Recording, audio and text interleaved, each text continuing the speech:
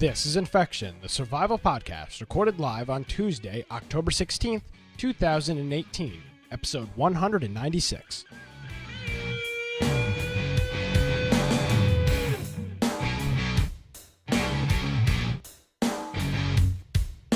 Hello, ladies and gentlemen, and welcome to another episode of Infection, the survival podcast. Infection is your source for the latest information on survival video games. We're bringing you the latest news, reviews, updates, and more each and every week. My name is Nick Craig. You can follow me on Twitter at Nicholas M. Craig. Of course, visit our website any time of the day, infectionpodcast.com. I'm doing a solo show today because... Oh, there he is. He's joining me as he does each and every week. I showed up this time. Joining me. We've been doing this for literally 3 years now. The same intro every week. A little stout. Brian, I feel like it's been a very long time since I've spoken to you. How are you? I am doing well. Been staying. I guess we have our whole sober October thing. Have you had a sip of alcohol? No, that's the main part of the challenge. I've been trying. My focus has been kind of just going to the gym. Yeah, that's the best part of it for me. As I've actually been going to the gym because I know I have to post the stupid reports to you guys saying that I did whatever I did. Yeah. So, but if you want to find me we'll talk about that in a minute here, at Boise Computer on Twitter. Of course, my blog, biteoftech.com. Make sure if you go to our website, infectionpodcast.com, on the right-hand side, we've got a nice link over there that says join our Discord server. That's a great place that you can post news to us because we'll have throughout the week, people will post maybe in the regular Discord channel news that gets lost. But if you post it in the actual news channel, we review that, whatever was posted since the previous week. And it really helps us on getting news that you guys want to hear about. Also, we have our Steam group. If you want notifications of when the live show is getting ready to start, it'll pop up a little notification that's very, very minimal impact on your computer. As far as this just pops up once, and that's all we harass you on that. Of course, go to our YouTube channel and our audio-only forums. I don't know if you noticed. Do you notice anything different on the website this week? I did, Brian, and I got to say, I didn't even talk to you since last. What is this message on the homepage of our website? Can you read this out? All right. So it says 7 Days to Die has not released an update in right now. It's 497 days. So that automatically keeps itself. Yes, that's not what I meant. So it actually. That's a bit extreme. Yeah, so it keeps itself up to date. Wow. And so you're going all out. Yeah. So that'll always tell us, and once they put out an update, we will reset it. And then get rid of it. Well, we could always keep one on there. We're not going to keep that on the homepage of our website. The game that we literally have talked the littlest about in 3 years. We're going to keep that constantly on the homepage. I like that. Yeah. That's incredible. Okay. Well, so 500 days. We can change it. Maybe if there's another game that we're looking at, and it's like, dude, these guys aren't putting an update out. Just Survive. Just Survive has not had an update in. We can change that to whatever we want. So PH got to go to a dedicated website. We'll do that. Firebomb's got to go. Friday 13th has not released content in how many number of days? God, we got a lot of foreshadowing going on to later in the program. We got a lot going on this evening. We'll do our best to get to it all. But before we do, I want to thank a couple of people. I want to thank our friend UGX Vibe, who tweeted us. See, he listens to the show. He's tweeted us pictures before. I believe he drives a Dodge Camaro, and he's tweeted us pictures before of the podcast on his the audio on his car radio. It's got a nice radio in it, so it shows Infection Podcast with Nick and Brian, yada yada. He's subscribed to us on Twitch this weekend, and he said, I have a hard time making it to the live broadcast, so here you go, and tweeted that to us. So we want to thank him. PH tried screwing up our intro with the resubscription. Luckily, I'm ready on that one, so I want to thank PH and Green Man Cartoons for subscribing. All three of them now for 8 months in a row, as we continue rolling forward with the podcast. 4 weeks till our 200th show. We got a plan. Oh, 9 months. I lied. Yeah, we got to figure out something. Green Man subscribed for 9 months. I apologize. So there you go. Which I think is how long we've been doing. I think so. Yeah. I think that's about how long we've been. Now we've been unsubbed. He's given his subscription to someone else. I apologize. He's reversed it. So So there you go. Thanks. Green Man's been subbed longer than I have, and I set up the and you're the host. Set it up. So so yes, thanks everybody for the subscriptions. If you have Twitch Prime and you don't have somebody you're currently giving it to, we'd appreciate your Twitch Prime. It helped pay for a lot of our trip out to Seattle. There's a couple gaming events coming up this year, so we're gonna figure out what we're gonna go to. But the subscriptions make all of that fun stuff possible. So thanks everybody for that. UGX5, PHVCK, and our friend Green Man Cartoons. Yes. All right. So let's get to this really quick. Yes, sir. So how is your Sober October going? Okay. As far as progress, because we're right at the halfway mark Yep. of Sober October. Real quick, I've had a couple situations in which I was in a social setting where there was alcohol involved. Either it be an after work function, a work function, or a weekend function, and I can accurately say without a doubt I've not had a drop of alcohol in since we've started the challenge. Some days on the food wise have been iffy. I'll give you an example. Tonight, Brian, I failed. I got home from work late. I didn't leave the office till after 6. I had to stop by a drive-thru and grab something fast. I didn't have time to make dinner before the show. So on that front, it hasn't been the greatest. I've been doing probably at least 2 good meals a day. Sometimes 3, but at least 2 good meals. And then I've been going to the gym and working out. So I would say overall, I'm probably at about an 80% on the challenge. I think I'm doing pretty good. How about you? So I've been, for me, the big part, because I generally eat, it's not like I eat really healthy, but I don't eat bad. Yeah. Right. And I never really, I just don't. And so for me, it has been more of, I'm focusing on proteins. Yep.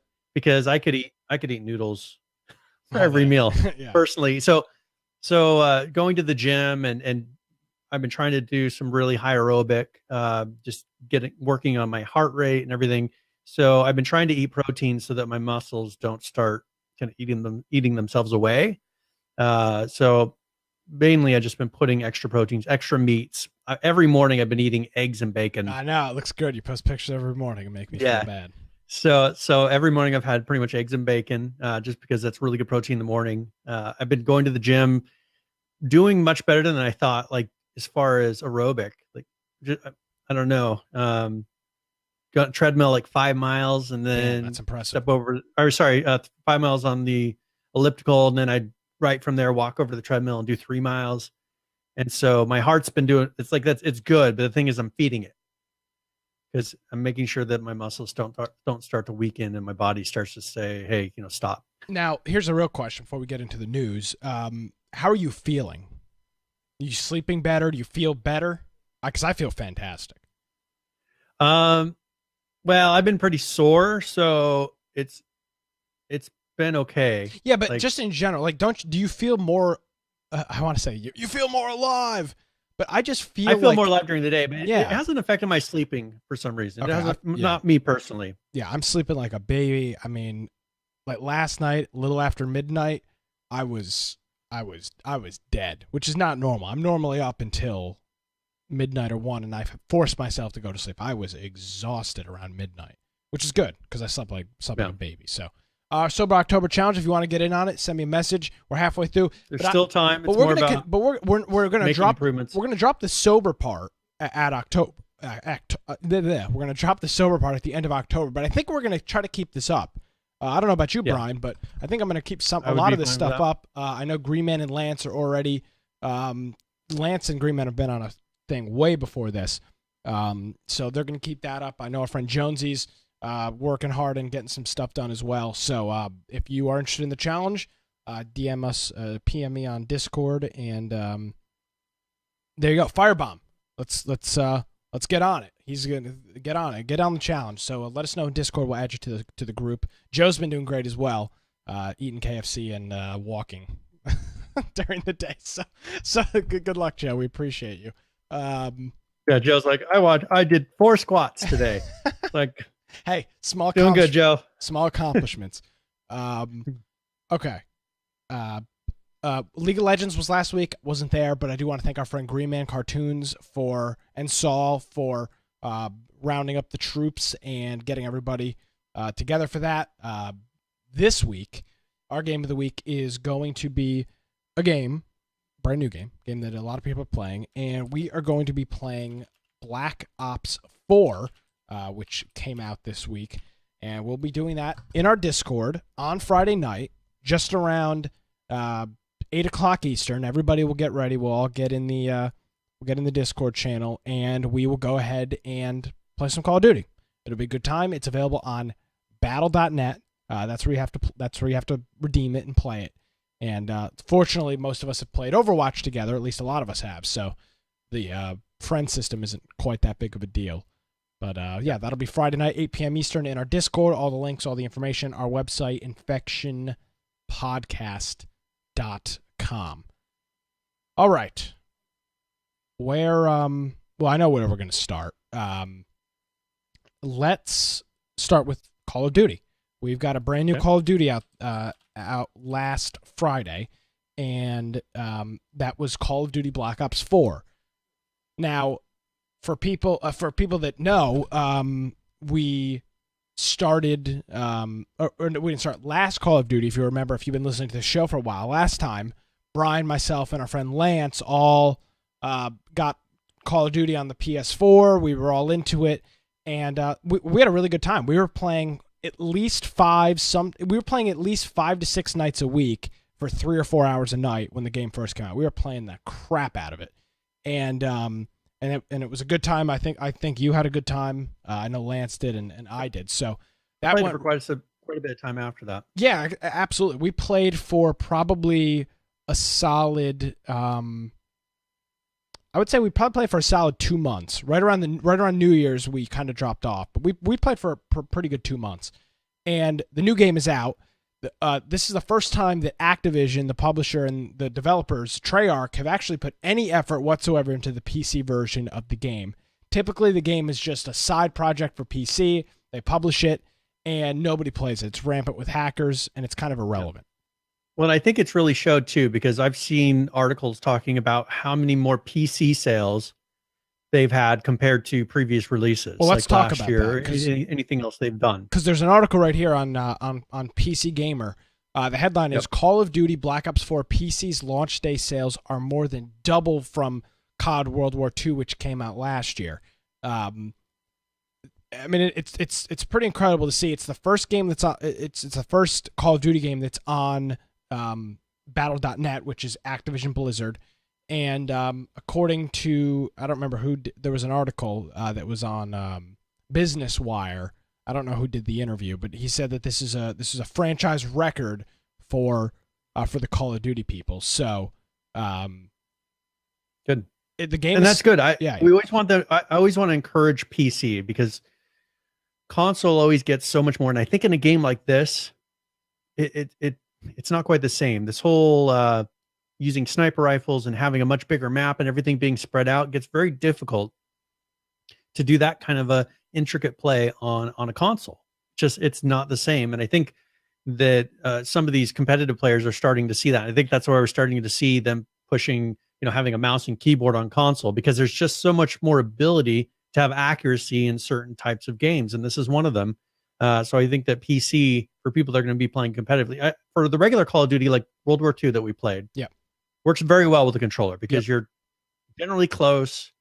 It's nothing too far away. You're not, you can do quick movements, turning around a corner and just doing something fast. But this, I think, is a little bit different.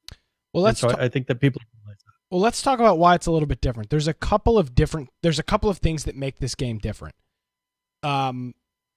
First of all, it's got a battle royale mode. We've talked about that extensively, and we'll talk about that in a minute. But this, and I don't know why this just hit me. Well, this didn't just hit me, but this hit me when I was playing it. This is the first battle royale game that is released that has got other modes in it. On launch, a lot of what we've seen with battle royale is a game comes out, they introduce some type of battle royale mode, and it's a secondary thing, or we get strictly a battle royale game. PUBG's a great example. Realm Royale's a great example. Fortnite's a great example. Well, Fortnite actually is not. It came from the other thing, but Fortnite itself, the BR version, is its own thing.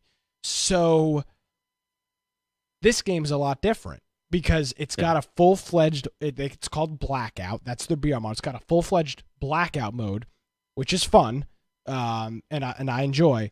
But it also has got a full-fledged Call of Duty multiplayer in the same game, which I think, and I haven't played it enough. I've only played a couple games of each because I was away this weekend. I think it is going to significantly reduce the burnout factor on this game. You see games like Realm Royale, I think, is a great example of a good game, but you just got burnt out. You just played it too many times, and there was nothing else to play. It was the same map, same weapon, same thing. This Call of Duty game has got its Blackout mode, which is the same thing, but now there's a full-fledged multiplayer on the other side, which is totally different. It's a regular classic Call of Duty multiplayer. So, and it's got a zombies mode, which is awesome. So it's got something. It's exactly, Brian, what we've talked about. When a AAA studio walked in, they didn't just do Battle Royale. They did Battle Royale, they did multiplayer, and they did zombies. And zombies is a staple of a Treyarch Call of Duty game. And the zombies are actually in the Battle Royale mode as well. There's a zombies aspect in those, which is super cool. So I haven't played the zombies mode yet, but I've played the BR and the multiplayer, and I'll tell you what, I've had a good time.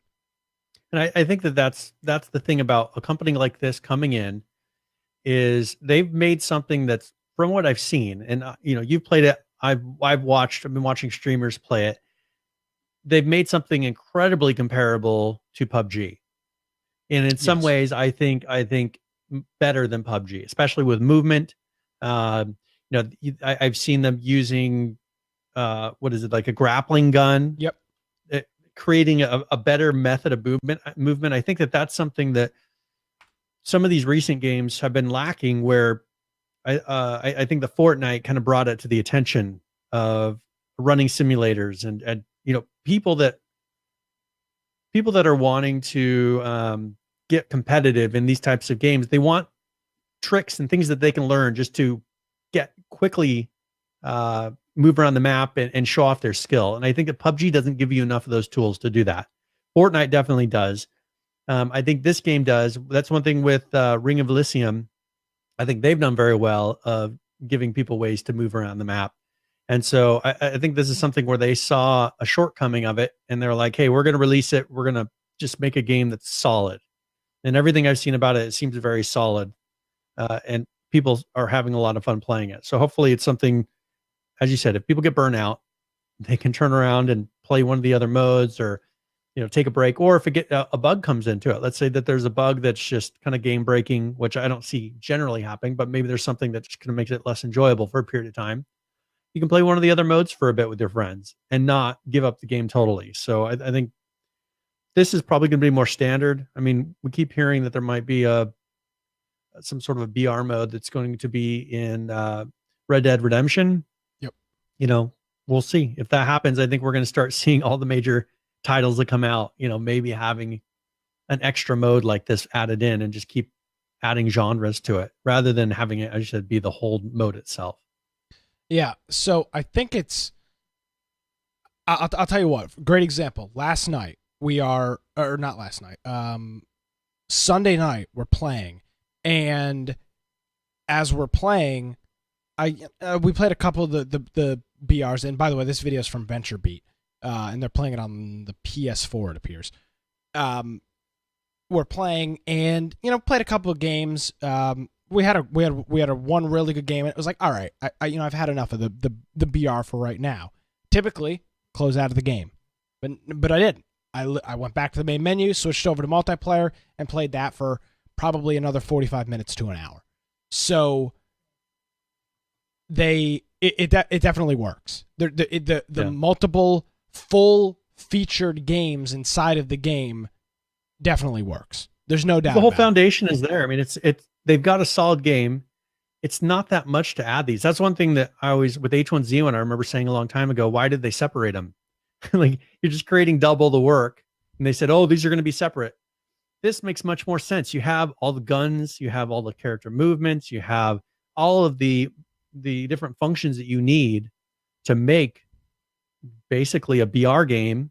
All you have to do is just change a few things. Making it a game mode is not a huge amount of work for them when they've already got the whole base concept here.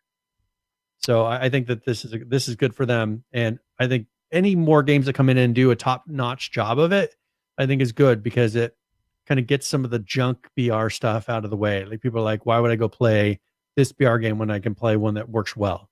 So because I think we got too many BR games that are just low par at the moment. And I want to thank our friend Johnny Find for the subscription. Thank you very much, Johnny. We do appreciate it. So the game is $60. It's a Call of Duty game. It's exactly what you'd expect. We are playing it on the we're playing it on the PC. So if you're going to buy this game and you're looking for a group to play with, I think going forward over the next couple weeks, we're going to have a pretty solid, pretty active group of people that are playing on the PC. One thing I've noticed, Brian, over the last Call of Duty, and we've talked about this in the past, is it's just so much easier to play because you just right-click on battle.net and it's open. Yep. There's no dicking around with Sony's updater to make sure your PlayStation's up to date. Then after that's done, then you're dicking around with the games installer, the game itself, to make sure that's up to date. Then you're playing around with the stupid friends list and the voice chat. Just all of that stuff is just there. I mean, and Battle.net does a really good job. I mean, it's backed by one of the largest studios. I mean, Blizzard. They've been doing World of Warcraft. Updating it's quick. Well, so Blizzard Activision is one company. I mean, that's arguably the biggest game companies. But they already had all this structure in place for some of their big titles, and so they just added this one to it. And so it's not like a test launcher. It's not buggy. Just launch it. It updates itself, and it's ready to go. I've had no issues. It's a really good client. If you maybe you don't have World of Warcraft or something, it's definitely it's not stupid like Uplay, I guess. Well, exactly, and it's always open. There's other games in there. So that's Call of Duty. Again, this is the Blackout mode. This is a video from Venture Beat, and you can kind of see how it's laid out. It's your standard items lay on the ground. A cool thing, you pick things up, they automatically attach, which is nice. Another thing from Ring of Elysium, which is a thing I really like. You can do inventory management with sites and attachments, but a lot of them self-equip if they can. But that's more of just to kind of tune it. Like it will put it on whatever gun you have. If you don't have a sight, it will put it on the gun you're holding. Yep. But let's say you want to put a 4X, you want to put a 2X, or whatever you want to put on there. You can go in and swap them around. But generally, it's not like you're having to configure your gun the first time you shoot it. You can be quickly landing, grabbing as much stuff as you need, and then turn around and shoot, it's a good way to do it. Yeah. So again, Ring of Elysium is rock solid. But this is a AAA competitor to it. We'll take. Okay, so what about anti-cheat though? Because what do you think that? I've never played Call of Duty and thought, man, half the people are cheating, like we have on other games. Well, first of all, I'm used to playing this on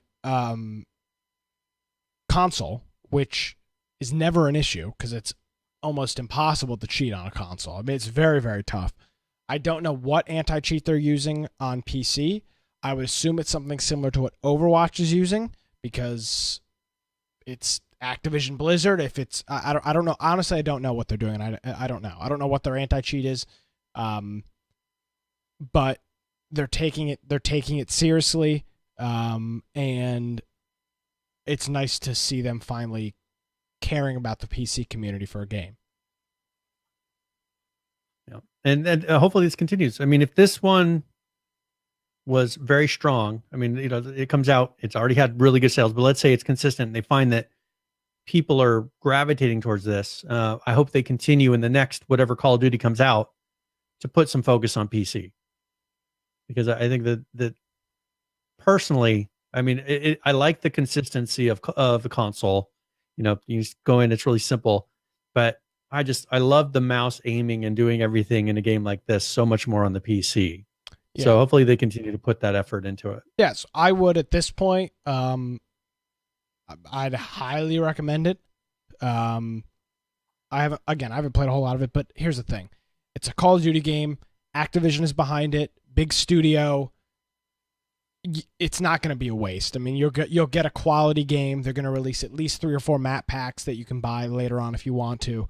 You're not going to have to worry about them shutting down the game, which is something that we're always worrying about with a lot of these other games. So that's Call of Duty. I don't know what else to say. It's a Call of Duty game. You want to give it a try, buy it. You can buy it on a Humble Bundle, which is the same price, and it helps support the program. So there's a link in the show notes. So there's a link on our website. It's infectionpodcast.com. Purchase it through Humble Bundle. It helps us out. Our friend Firebomb just purchased it, so he's looking to play. It's about 70 and yeah, gigs. I put a link to the, let's say you're not going to play with us, but I did put a link to the PS4, Xbox, and PC. But as you said, if you go to the PC, it is using our Humble Bundle affiliation link. So that would help us out. Well, real quick while we're on this note, Brian, I don't know if you saw this today, but Discord made some pretty big news. Yes. They have now launched their store. And they are officially selling games on Discord. And if you open up your Discord client and click on the little guy in the upper left-hand corner, it pulls up a menu where it says Activity Library and Store. And if you don't see that, make sure you run the update. because here it is. It will not show up until you run the initial update. So here's the store. You can see what games are available on here. They've got a lot of stuff on here, a lot of free games with Nitro, a lot of indie games. I did see Subnautica's on here. They're a pretty large game. They're a survival game that we've talked about in the past. The new what is the game we saw at PAX? New Day Survival, not New Day Survival. What was the name of that game? Not Next Day. It was called Next Day the Nightmare. The Next Day. Yeah, something like that. The Nightmare. That new game is going to be on here. There's a couple first on Discords. So if you've got Discord, go in there, check out the games tab. Or last year. Sorry, God. Last year. Last year. Yes, last year, The Nightmare. You can go ahead and that will be on there soon. But you can see these games that are on here, and the suspicion that we had a couple of months ago, it appears to be coming true. I think they are absolutely taking a shot across the bow at Steam. Yep. And now they have that with the Nitro. There's just a big list of games that you get free. Humble Bundle kind of does that. They have services that do that. But if you do have Nitro, they're giving one more reason to get Nitro is you get a bunch of different games, and there's a big variety of different games. Yeah. So some of them you're like, they may not interest me, but there are some ones that I was like, oh, okay, that's an interesting one. I probably own almost all those games already, but not everybody does. So this War of Mine is on here. Metro Last Light is on here. So some of the games that we've talked about are on here and free with Nitro. Super Meat Boy's on here free with Nitro. Roller Coaster Tycoon 2, that may be worth it in itself to get Nitro, is on here. I would imagine like Netflix, this is going to be a revolving list. The Nitro games, they're probably limited time things. I don't know that to be the case, but I would imagine those are going to revolve similar to how Netflix does their thing. So there you go. Check it out. Do you think that that's kind of the way that things are going? Because we've talked about, and a recent conversation was the burnout of PC game purchases. Yeah. To where there's just a few titles. That's the old way. If you look at Netflix as kind of the way things generally go, this type of a service is the Netflix model. And before, you were renting movies or buying movies, and it was something that I think wasn't natural. And I think streaming like this, if they're small titles, there's got to be some sort of kickback, or there's something motivating them to be able to put these games out there for free for the publishers. So I think for small publishers, this is a way that they can still have a game, put it out there. Some people will play it, but they'll get some sort of a kickback too at the same time. And Nitro is not expensive. It's $100 a year. It's $10 a month. It's not It's if they start adding a lot of really interesting games to this Nitro, that may be something that is worth purchasing. I mean, Yeah. The at this point I wouldn't, but yeah, if they give discounts, if they work it into where if you're a member, you get a 10% discount off game purchases. I mean, that alone would make it worth it for people. Kind of like Prime. It'd be the equivalent of Prime at that point. Yeah, absolutely. So, I'm very interested to see what and how this goes. They've got, I like this. I like the idea of paying a subscription for something like this, like a Netflix, and just being able to play the game when I want to. This is very similar to like what OnLive tried to do. Well, a little bit different. PS Now does a good job of this. I mean, one thing with console, PS Now I think does a very good job of it. But the thing is, they're realizing it's not really that much more efficient to have people stream the games. So what they're doing is you have a PS Now subscription, and it actually, for some games, installs them on your console. So it's getting closer to this type of a model. I think that they tried the streaming thing. They realized it costs us just as much bandwidth as if the person had installed it on their local anyways, if not more, if they're playing it on a regular basis. So instead of just streaming everything, I mean, maybe there's some titles that make sense, but I know with all the ones that are PS4 games, the ones that are made by Sony, if you go to PS Now and you click it, it actually gives you the option to install it rather than streaming it over the internet. So I think that that's going to be the way it goes. And I don't know if Steam, I don't think is going to be the forefront of that, because I don't think that they're going to want to have a service where you get a bunch of games for a subscription. It just is nowhere in their model right now. And I think that it's going to be something like this, just like Netflix came and replaced a lot of other Blockbusters and corner stores. I think that they're in kind of a dangerous spot with this because their model in no way supports that. It doesn't support the concept of what they're able to do. And here's the thing with Discord, and I want to move away from this because we do have a lot of other stuff to get into, but everybody's already using it. Everybody's already integrated with it. That's key. That is big. PH is bringing up Twitch Prime. Twitch Prime is great, but I don't know anybody that's using the that launcher, that Twitch launcher thing that they've got in conjunction with Okay, Curse. the only reason that nobody people use it is because of maybe like WoW add-ons. It's the WoW add-on updater, or maybe a Minecraft add-ons. That's the only reason that anyone needs to launch it. But that's the thing. Everybody is using Discord. Other than that, it's like keep it close because it's just a pain to use. And that's exactly why I think Discord really can screw Steam here in a lot of respects. Is they don't have to. I mean, Discord. I have Discord installed literally on literally every device I own. I've got it on my iPad, my phone, my laptop, desktop, work computer, everywhere. I've got Discord installed. And I know a lot of other people that are the exact same way. So that there's no point like, oh God, I don't want to have to launch Discord. I've already got Discord open. I communicate with people all day on Discord. Private messages, our groups. I'm in probably 24 other Discords. Communicate with people all the time on it. There's no twisting my hand to get me to use the service. So if they continue with this, I may have to go ahead and get this Nitro. Because I'll tell you what, Metro Last Light, Roller Coaster Tycoon 2, I mean, those are great games. FTL is on here. It's interesting. Yeah, Metro is one that I saw and was like, okay, that's one that's a legit for people. Game. Yeah, it would be worth it. If it's a cheap enough price for games like that, or even some of those fun ones that are just the Tycoon series. Like you may not play them for 2 months at a time. You may not play them for 2 months straight or 3 months straight. You know what? They're fun once in a while to jump in and mess around with. And so I think that things like that, those are the games that you maybe don't want to go out and buy outright. But if they're there, you'll play them once in a while. Maybe you'll get hooked to them and play it all the time. But they're fun to kind of mess around and play with. Yeah, so I'd recommend you go ahead and take a look at it. There's a lot of games that if you look at the titles more and more, Darksiders, War Master Edition on it, there's a lot of games that are recognizable that are on here. Starbound is on here. Inside is on here. These are all games that a lot of people have talked about and heard about. Soma is on here. We talked about that which is a very good. long I ago. played that game, and it's a very fun game to play. It's worth it. It's a sleeper game. Like you wouldn't expect it from the picture and everything. You don't really realize what it is when you get in there. It is a really well made game.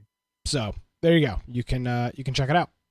Discord game, Discord store, I guess is what I don't know what they're calling it. Yeah, it's an icon on the upper left. Yes, so. and don't worry. Discord, yeah, you have to click the little icon on the very upper left to see it, there, and then it will show you. And no, thank you, Johnny. Discord is not paying us, but we will probably get somebody from them on the show because we talked to them at PAX and they didn't really. We have a business card, and this is something I brought up to them. I was like, "Hey, can you come in and talk about this specific thing?" So, and that was before it was out, and they were a little hesitant. But now, now that it's out, I'm sure we can get somebody to come talk about it because I think it's interesting. Yep. Hashtag not a sponsor. Yeah, definitely. Yeah, come on, folks. You think we're gonna go through the effort to get Discord to sponsor? I mean, come on. We barely do the show every week. So let's see. We've covered Black Ops. Black Ops 4. We've got that. Let's Brian. We had some big news this week, and this was something that I didn't expect. I don't know if a lot of people were expecting it, but as things have been with our friend Jace Hall, things just kind of happen. And we're scrolling through Twitter earlier this week. There was a series of tweets from Jace. I'm trying to find the first one. The first one that brought it all. Here we go. It was October 13th when this came out. It says, "Today, just survived. It's coming home. We are all one community, and we will all do this together. This will take time and a lot of work, but with focus, which is key, with focus and patience, we believe the full potential can be realized. At Z1 Battle Royale plus at Play Just Survive equals fun." There's a video here we'll play in a minute, but what do you think here, Brian? This is something that was talked about. Jace hinted at, but then said that, hey, we couldn't come to a deal with Daybreak to work on this. And in fact, this month later. Actually, it was supposed to be in a couple days. I think was when the game was supposed to be shut down. It's going to be shutting down. Yep. I don't remember the exact date, but it was the end of October. I think it was. Was it November? I thought it was maybe November 12th or maybe that. Maybe but it was coming up in weeks now. Within the next couple of weeks, the game was supposed to be shutting down. I mean, I worked hours on this stupid montage for the end of H1Z1, Just Survive, and it'll be Z1 something. Yeah, and it'll probably be Z1 Survive or something like that, or probably just be called Z1. Now, couple things. Well, let me just play the video because he explains some of it in Z1 according to Johnny Fine. That's pretty good, Johnny. So here's a little video of Jason, Adam, and Anthony talking about this, and just kind of this was in one of their developer streams. And so what that means is Just Survive, again, there's details to be figured out. I'm not going to be able to answer a ton of questions about this, but Just Survive will continue, and our intention is to put it into a maintenance mode for a moment, but then we want to then work with the community over time and figure out the right way to reintegrate Just Survive as a mode inside of Z1. So there'll be a survival mode, boom, underneath that. All right, so that was the video, and there's a couple things here, Brian, that are interesting. One thing that you've pointed out many times, or you've said many times, and something that Jace just hinted on. He said for a minute, but I think he's indicating for a period of time, the game will go into a maintenance mode, aka shut down. not playable, whatever they decide to do, unavailable for a period of time. Brian, you have said this over and over again, and I've agreed with you and built on top of it. They can't get anything done because it's live. I mean, you're dealing with a live product, and they've got the test server and whatnot. But if Jace is accurate in this, they literally just need to shut the game down for, doesn't matter if it's 5 months, just shut it down completely. It'd be more improvement than what we've seen in the last year and a half. But seriously, shut it down for a couple months and figure it out. And I think that's what the plan is. Adam, you could see, was excited about it. I tweeted all three of these gentlemen trying to figure out who we can get on the show to talk about this. Obviously, for people that are maybe new to the program, the reason program existed was because of H1Z1 and its original zombie survival mode. So it is, I mean, I'm excited to see that it's back. According to GOTW, October 24th was supposed to be the death of it. So we would have been next week, Wednesday. Yep. And this news all dropped. I don't have a date. I think this was all late last week when this all came out. So, big news. The new partnership, which again is half Daybreak, half this other company that are redoing H1Z1 Battle Royale into Z1 Battle Royale, are now apparently taking over Just Survive. And Daybreak will, if it appears now, Daybreak, the only thing Daybreak will be doing is doing the PS4 version of H1Z1. I think. Yeah. Because once they lose that, once this goes over, that will not be. I mean, they'll have whatever other. I mean, they'll have their other games, but in terms of H1Z1, with H1Z1, that'll be kind of the last thing, and I think that this is good. I said a long time ago they needed to roll it back in. They needed to roll it back into the main client. This whole separating it thing did not make any sense. It created double work. It created two separate clients that, as we talked about in the beginning of the show, Call of Duty, they very well know what they're doing. They're like, okay, we can add this mode, and it's not going to be like we're remaking a whole new game.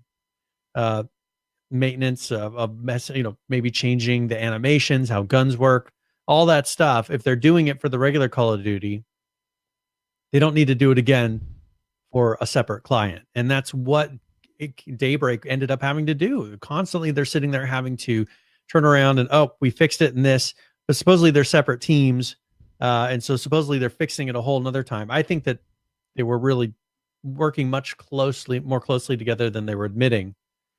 But at the end, they weren't really working in Just Survive at all. So I think even the things they were fixing in King of the Kill, now H1Z1, now Z1 Battle Royale, that they weren't even bothering to put into the Just Survive client anymore. So it just got stagnant. But I think that with this, at least, do you think they're just going to pretty much start over? They're going to make an open world version that's not on a timer where you drop of the Z1 Battle Royale and then start adding survival elements to it, because you would be no farther off from what Just Survive was if you just did a few tweaks to the Z1 Battle Royale client.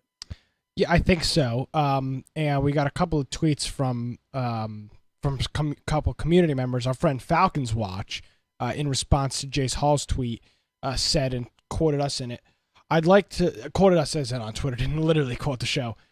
He says, I'd like to see it back to the original version, then rebuild the base building system from the ground up as they promised early on. High priority on the clan tools and permission systems. Third-party anti-cheat with a relevant system with no client-side trusts.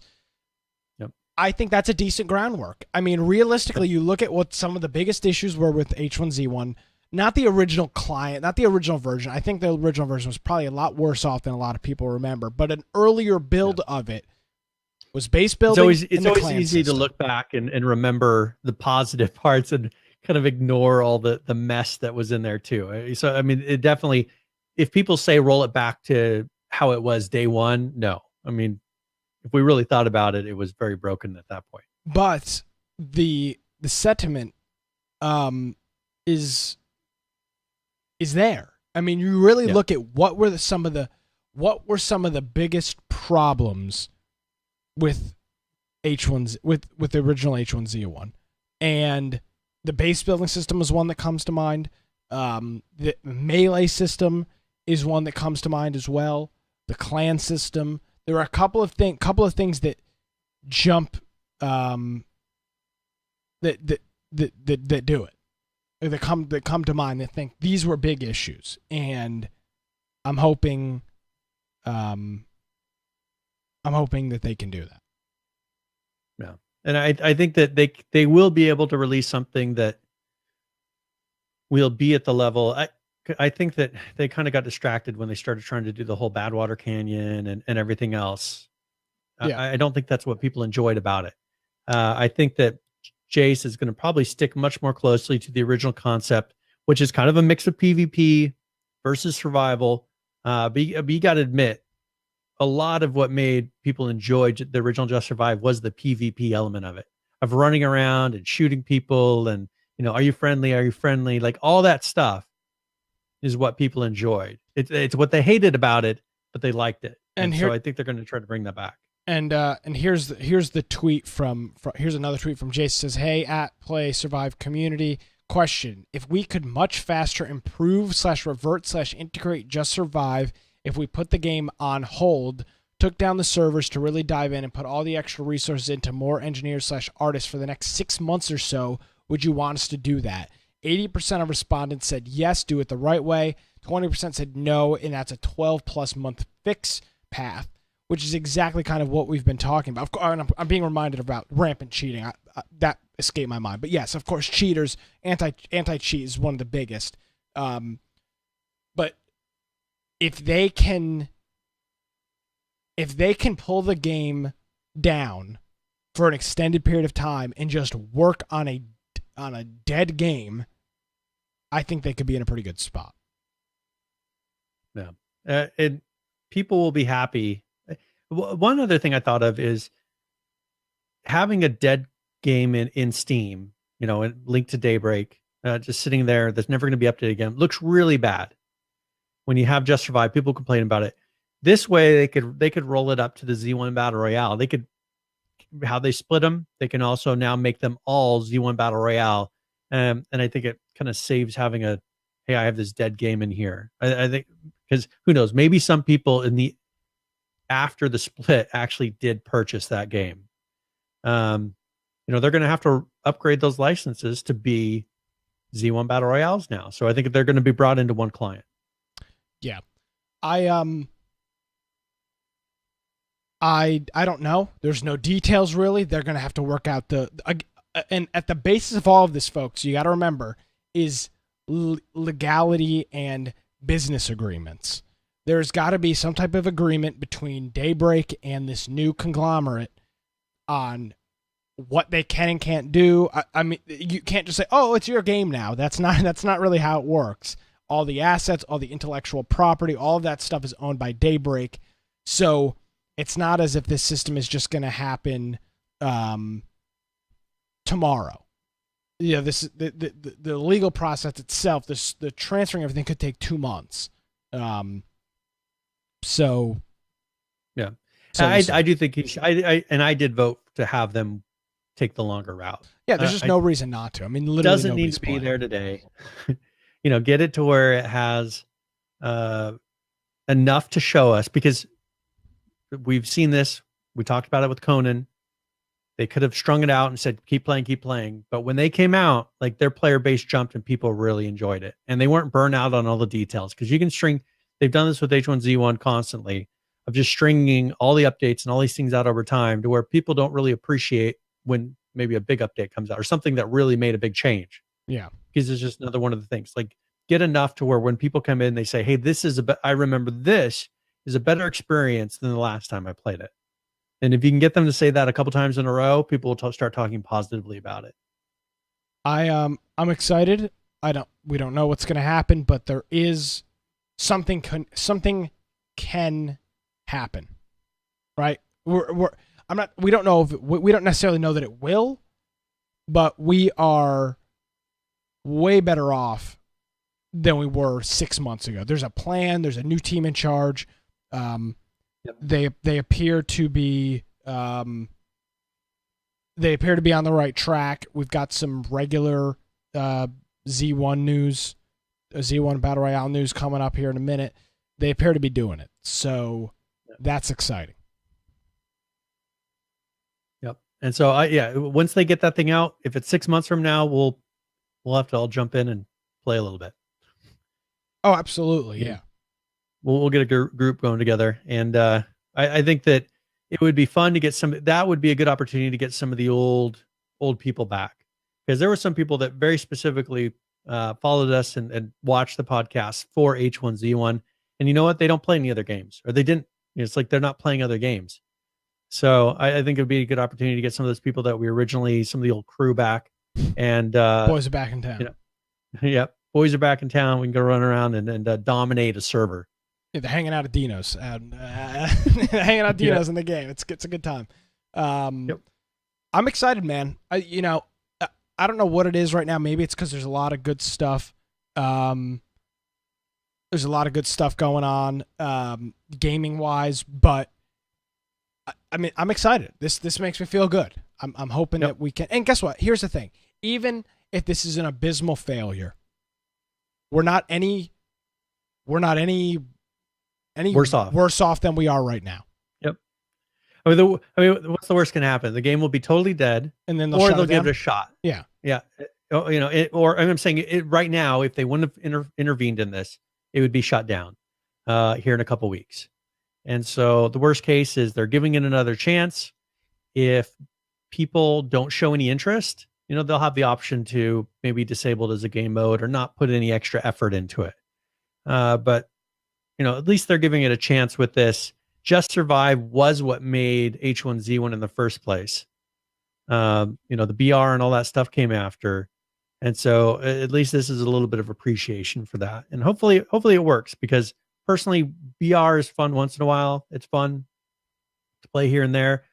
But what we played many hours of is Just Survive. And for us, that was something to where we looked forward. I mean, we were nonstop with Just Survive for many, many months. So, oh my God.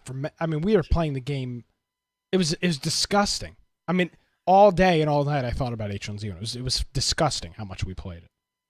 Yeah. So I'm looking forward to it, and hopefully they come out with something that it does honor, I guess, to the original Just Survive. I mean, if they can do something that has that same feel but is improved and has all the benefits of the improvements that they've been doing to King of the Kill H1Z1, in the last couple of years, I think it'll be fun.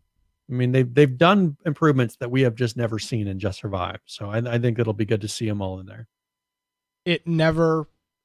We can't possibly be worse off than we are right now. So it literally, there's no lose to this situation. There's literally nothing. There's literally no loss. It can only be good. We're at rock bottom. You can only go up from rock bottom. You can't possibly go down. Now, I was just going to run over the H1Z1 update that they did. Yes.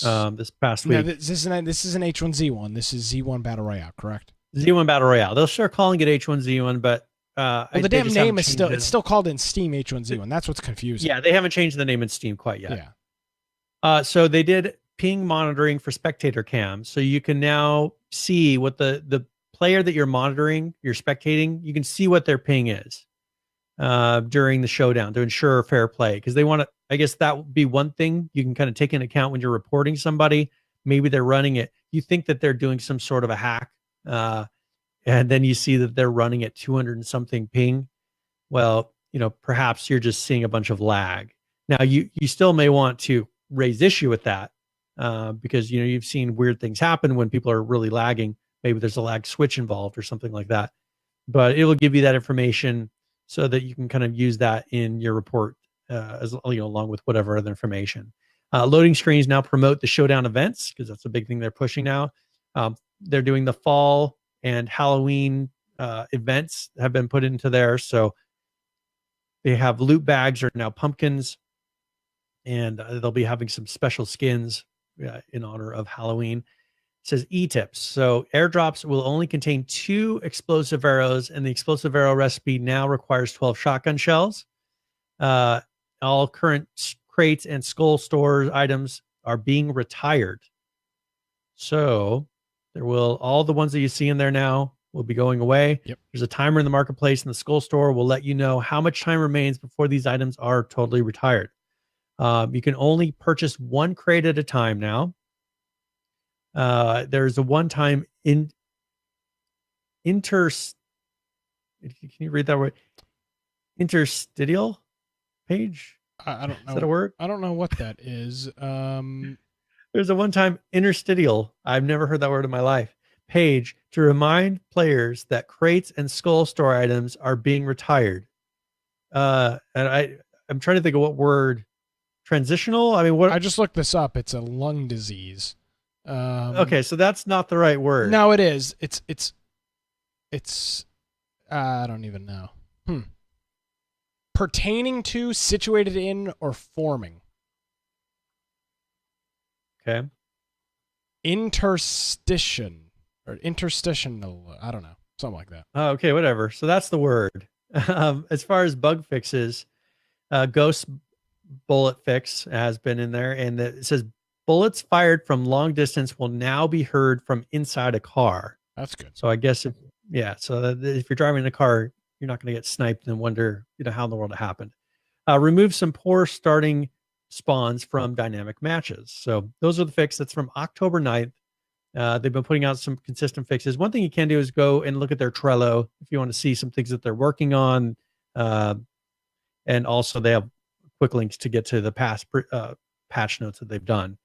And also they have their showdown rewards. I don't know. There's an image on there that you can see. So these are those special guns. Yep. That when you win, it will actually be customized to have your name in it. I'm assuming that they've got that part in there now. I'm not sure, but this is the reward you get if you're a viewer of the showdown. Everybody that views it will get this. Everybody will get that. Anybody that participates in the showdown will get this skin, which is the kind of the paint drop animation. Which this one kind of looks a little weird. Top 10 gets this banging AR skin, gold, which is super cool. And then if you win, you get the golden shotgun, which is pretty cool. Yep. So they promised the rewards. The rewards are here. They did gifts, and I'll tell you what, man. I've noticed this. I've noticed this myself at work. If you have everything actually written down instead of ideas floating around on whiteboards and in heads and wherever, you just the productivity and everything goes just goes through the roof. And thank you, Serial Killer Barbie. She says we haven't sent her any pictures even after 8 months subscribing, so I'm sorry. We'll get right on that.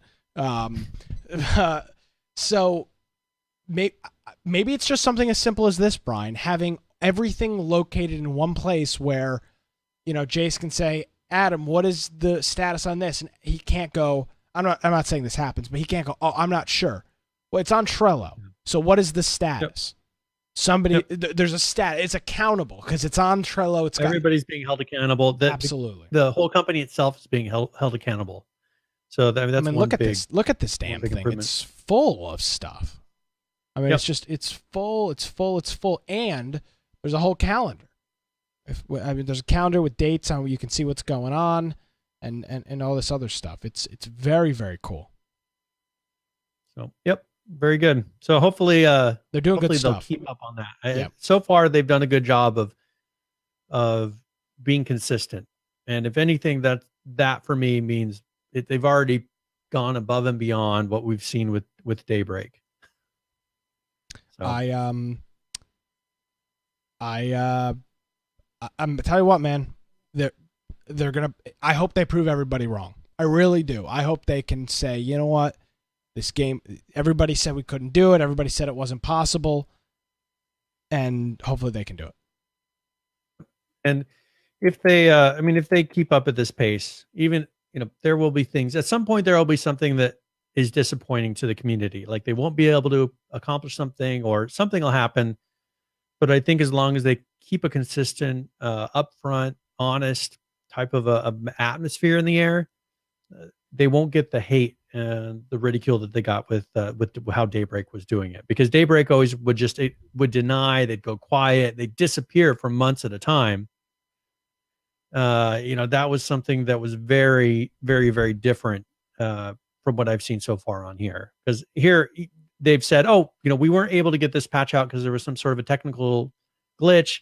It'll be out a little bit later. Like, they're just, rather than letting it go by, which is what we saw before, they would just ignore the due date and then, do something totally different later and never even acknowledge it. That was a very bad way of doing business. So yeah, I think that Jace is just not allowing that to happen anymore. Again, if you gotta have somebody leading the troops, and that was what Smedley, I think, was a troop leader. I'm not saying that the guys in between weren't, but there was clearly something going on, because within just a few short, literally weeks here, Jace has done a lot. Now the player numbers are still atrocious with the game. But what's really changed? I mean, honestly, other than the name and then getting some initial patches, the game isn't drastically different. Exactly. Yet. But not exactly. So it's going to take some time, and I think that's going to be the thing that's going to make a difference. Are they going to be able? Do you think they're going to be able to pull all those player numbers back? Do you think they're going to get to where H1Z1 is a viable game, other than maybe tournaments and things like that? They will, and I think part of that is having a survival mode, giving people variety. I think the reason, again, I'll go back to Call of Duty real quick. I think the reason you're going to see the Call of Duty games stick around a little bit longer than games like ROE. ROE is still new, and a lot of people are still playing it, but ROE and Realm Royale and a lot of these other games is because there's options. There's multiple things to do. The player can have variety, and if you can play the survival mode for a couple of hours and get a little, and then maybe get killed and be like, God damn it, I'm done. Then maybe you can hop over to the BR mode and play that for a little while longer instead of just closing out of the game, because there's no other option. There's nothing else to play. When you get frustrated with PUBG or ROE or any of these other games, you get frustrated, you turn the game off. There's nothing else to do. Yeah. Overwatch does the same thing. You're sick of the regular mode in Overwatch? There's all these weird arcade modes you can play. There's some variety, and it keeps players active. So maybe having both those back in one client is the way to do it. I don't know. I'm saying maybe it is. Yep. So we'll find out. I think by the end of the year, we'll have a very good idea of where they're at. You give them a couple months, because they've been doing this for a month now. I mean, it's been a little more than a month, I think. Yeah, maybe 2 months. I mean, it hasn't been that long that they've been doing this, so it's not like everything's going to change overnight. But I think that so far we've seen consistent, and a lot of it is just morale. I think they lost all of their programmers since the layoffs at Daybreak. There was no chance of it going anywhere with the staffing levels that were there. And so I think now you may say, oh, we're not seeing drastic differences. Well, you're not seeing drastic differences maybe from compared to before the layoffs, but the game was pretty much dead in the water post layoffs. Nothing was being updated. Nothing was being changed. So I think that they're kind of continuing, but with different oversight and different motivation now. So I think here in 2 months, we'll be able to look at the game and have an idea of if we think the player numbers are doing well, or if people are starting to pick it up and give it a chance. Yeah, and I think we'll know that relatively shortly. Very good. All right. So one thing I just wanted to mention, Realm Royale, we talked about it a little bit, but they have a battle pass. It's not a huge amount of news, but I just wanted to mention it. So they have a battle pass where it is Primal Awakening theme. There's a video in there. I don't know if you want to play in the background. Yeah, we can do that. But I didn't put the link in the show notes for that. But they now have a battle pass which you can unlock in the game for 950 crowns, or you can get the XP bundle, and that's 2,750 crowns, and you'll get like skin for a horse and skin for your characters. It gives you a whole bunch of other stuff with it right away. So this is something that if you play this game, which we've talked about, it's a very consistent game. I think lately they've been testing a lot of different game mechanics. They did talk about this at PAX, and so far, I'm looking at the recent reviews. They've been getting a lot of negative reviews. So I don't know if people are liking the recent changes. It seems like they're not. People aren't really, a lot less people are playing it. So it'll be interesting to see if they reverse anything or, whatever it is. If they find that right balance, will people continue to play it? But it seems like right now they've had a big drop off in their number of players. Well, I mean, let's be honest about this, Brian. There is too much competition in this space for just in general. Rocking the boat? Well, not even rocking the boat. I mean, if they were doing everything right, I still don't know that they would have player numbers where they were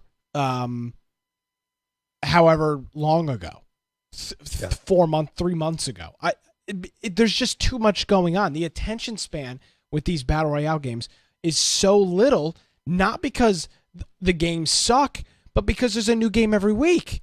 I mean, there is literally a new battle royale game or something. The attention span is so short, and there's so much competition. And now with AAA studios coming into the mix, I mean, this is I would consider them close to a AAA studio. I mean, they've got a pretty big game besides this one. But there was a time when we first started into this, all these little indie studios were able to release titles and become bigger studios. If you look at what Sony Online did, like Just Survive itself wouldn't have been able to survive in today's market. Like if it started out fresh, there'd be so many other titles. I don't think it would have even been noticed. And little studios are putting out games that come out originally better than Just Survive. So I don't know. I think that just the market is so much different. People have such a high expectation where I just don't see anything that doesn't stand way out or is put out by a AAA studio. I don't know if they're going to really get huge numbers like we were seeing 3 years ago. Here's an example of a big game, Brian, that nothing has gone with. Dying Light Bad Blood, who we talked to at PAX West just a couple of weeks ago, has been out for about a month now. You want to take a guess at how many people are currently playing? 500? 29. 29 people? And they're 12 It wasn't like it was a bad game. They're 12-player lobbies. The all-time peak when the game first released is 454 players. Again, so what is this it? has nothing What to, is it? Do you think? Well, I can tell you exactly what it is. It's $20 game, and there's a bazillion other battle royale games. I really enjoyed it at PAX. I really enjoyed playing it. It's very unique. It's got a very unique dynamic, but there's just too much damn competition. So you can't be like everybody else. Why isn't it a game mode on the Dying Light client? And why isn't it free? Well, I mean, it wouldn't have to be free. They could have just had it be, this is a game mode now. Yeah, but how much is Dying Light? $40? I bet it's less than that. I'll look it up here really quick. But so here's the thing. I mean, we're not attacking any. Dying Light itself. Well, they have the following. They have all these add-ons, so it's kind of hard to say. But the original Dying Light, the following, is $19.99. And then if you want to get this Dying Light, okay, so the original Dying Light, it's $39.99. It's $40. Dying Light Bad Blood is $19.99. Yeah. So it's just that's still pretty expensive. I mean, I own Dying Light. I just don't want to spend another $20. It's a real. The game was really solid, really solid. Yeah. We had a really good time playing it at PAX, but again, I am of the opinion that there's so much competition in this mode, in this zone, that even if you do everything right, you may still fail. Yeah. Because there's just too many games. That's the thing. I mean, what are you going to do? Even with Realm Royale. Realm Royale is a really good game. But, I mean, I can tell you what. If it would have been out in any other time, it seems like it would have been popular. But I'll tell you what. People would be playing it. I've had no interest in playing it. And it's not because they did something to turn me off to the game. It's that I'd rather be playing Call of Duty. I'd rather be playing ROE. I'd rather be playing Fortnite. It's not that those games are all better. It's just I'd rather be playing those other games. Yeah. I don't know what it is. Yeah. Well, I think that for them, if they want Dying Light to the BR mode come out, I think if they want that to take off, like they're going to have to bundle it in, make it to where people practically already own it.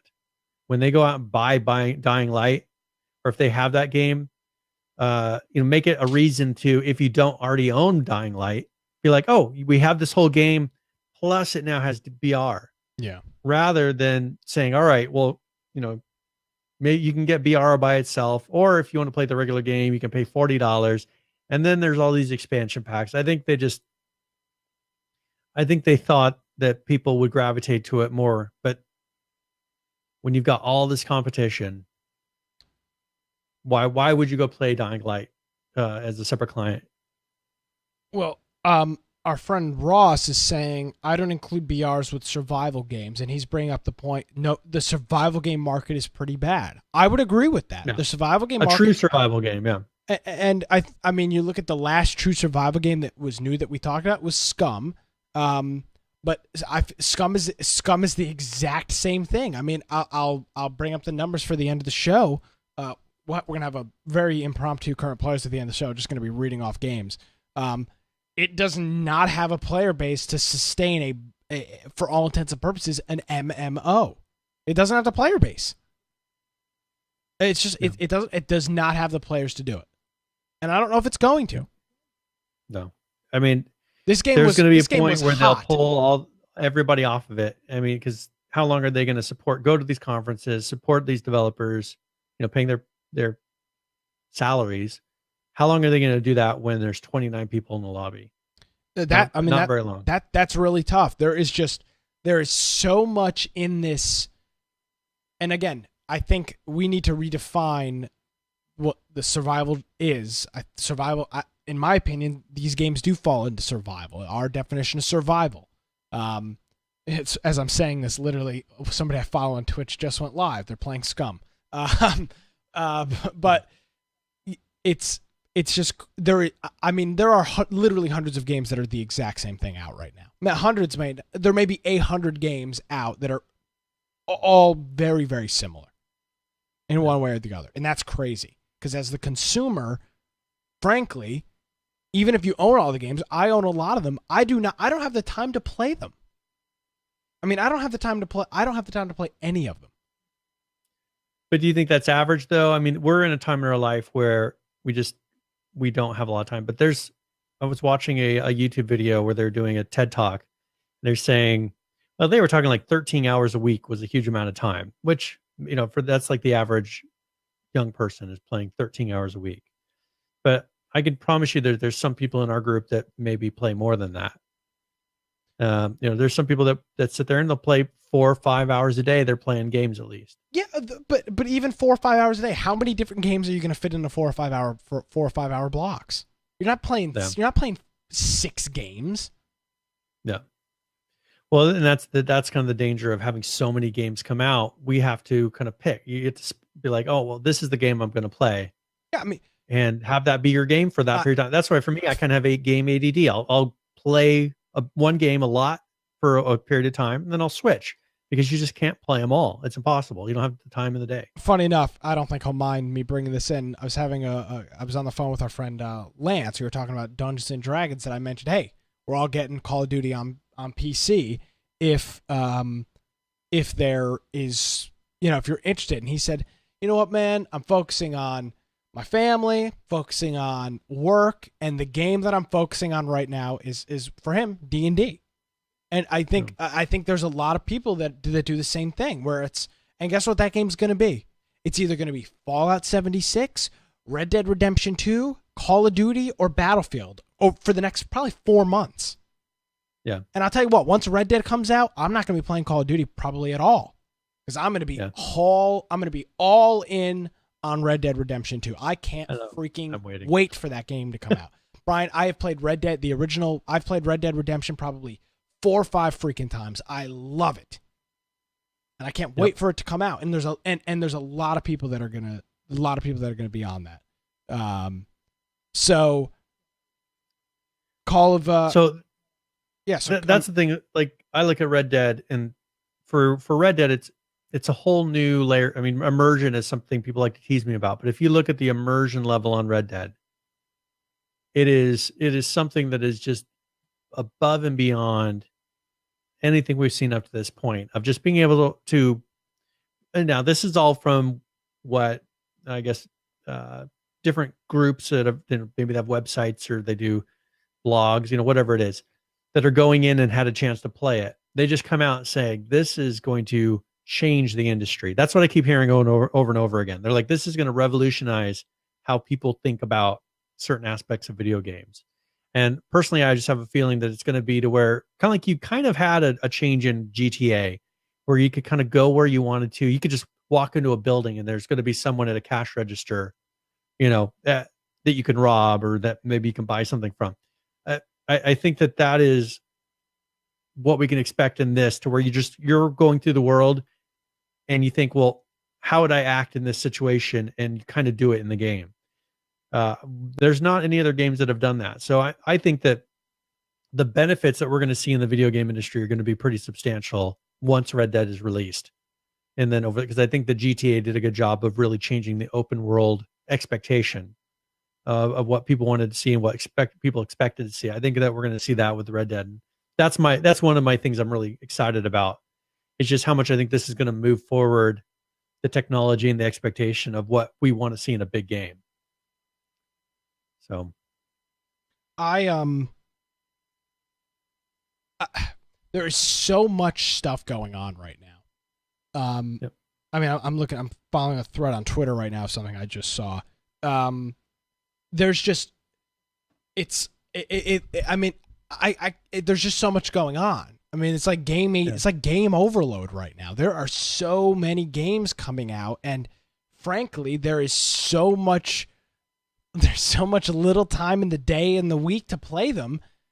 Honestly, Brian, this is going to sound so pathetic, but there is so little time that I don't even try to play them, because I'm like, oh, well, I'm not going to have enough time to devote, so why even bother playing it at all? I mean, that's literally what it's gotten to, which is it's a terrible mindset to have, but it's just so overwhelming.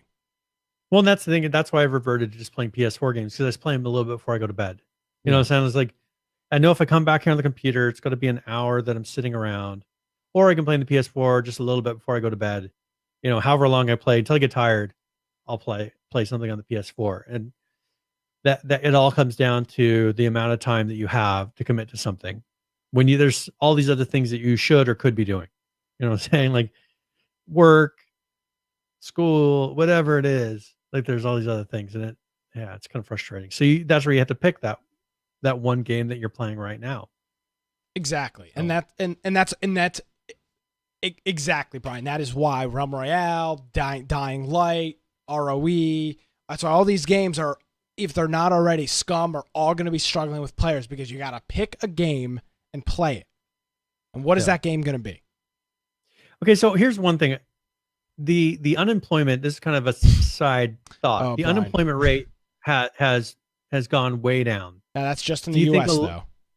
Okay, but I'm talking about the U.S. gaming market. Okay. Do you think that a lot of the boom in all these smaller titles had something to do with the high unemployment rate? People that were at home and able to play games more, or they weren't having to commit so much time to their jobs? I'm not sure. Do you think that played into that kind of weird boom that we saw 3-4 years ago with these video games? And now that the unemployment rate, at least here, it's the lowest that I think it's ever been. It's lowest across the nation. Yeah, that's a fact.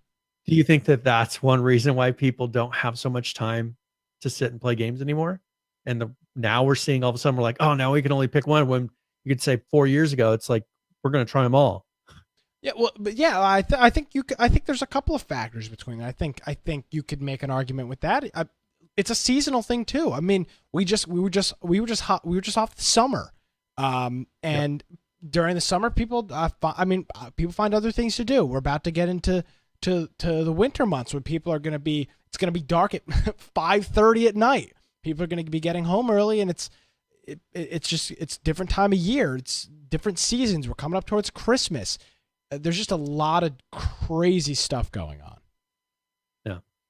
So I think that might have something. That's what I was just thinking. It was, it could be that now people don't have the time. They don't actually have the time. I do not have the time, Brian. Time has actually changed. But I think time has actually changed. Well, but time has changed. But then you also look at, you've got, people in the 21 to 25 thing that are getting their first job out of school, and I don't have the time to play. I don't have the time to play video. If we were playing H1Z1 like we were originally right now, I wouldn't be able to play at all.